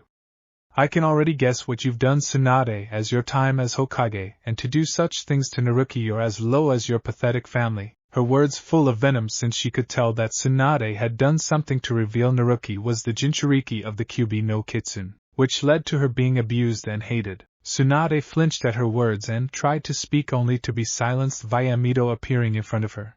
With her being held in the air by Mito's hand wrapped around her neck in a steel-like grip, her feet dangled off the ground as she tried to desperately lessen the grip, only for Mito to grip tighter. Now Senju, watch Master's work on your pitiful village. Watch as your foolish family's creation is reduced to nothing more than a smoldering crater. With that she turned Tsunade in the direction of the blazing meteors and made her watch in horror as the flaming rocks came upon impact with the ground. Boom! Konoha lit up like a Christmas tree as multiple spheres of hellfire sprouted all in Konoha, destroyed it, and killing all in its wake. Screams could be heard as civilians and shinobi alike ran around, their bodies lit on fire, with them too falling on the ground, leaving nothing behind but ash. Buildings were nothing but dust in the wind, leaving nothing but smoldering dirt. Ash, dust, and smoke blew in the wind as the echoes of screams and yells of humans rang through Konoha, as well as the cries of children. Tsunade watched it all as tears fell from her eyes before Mito uncaringly threw her into a building, with it collapsing all on her. With that done, she spat on the ground before turning to her master and walked to his location.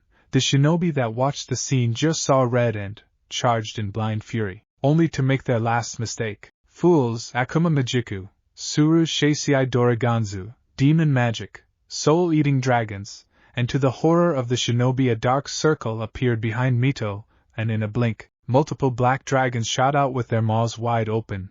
Too late to react, their mouths flew open in a silent scream as the dragons shot onto them. Never breaking stride, she walked over to the others and bowed her head at Naruto, which he just nodded before she got Kushina's side once more. Naruto himself looked around, seeing no others coming for them. Then suddenly he looked up in the sky and frowned.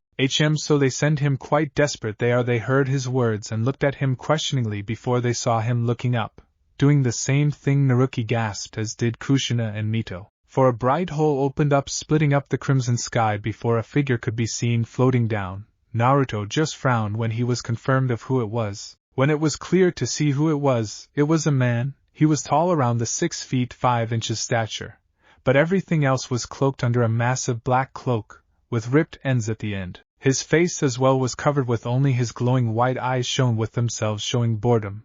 But the real eye-catcher was the angelic wings upon his back. They were spread out in a 15-foot span, with them being a dull gray in color. Finally was the giant Zanbato strapped to his back. Naruto merely stared at the being and spoke.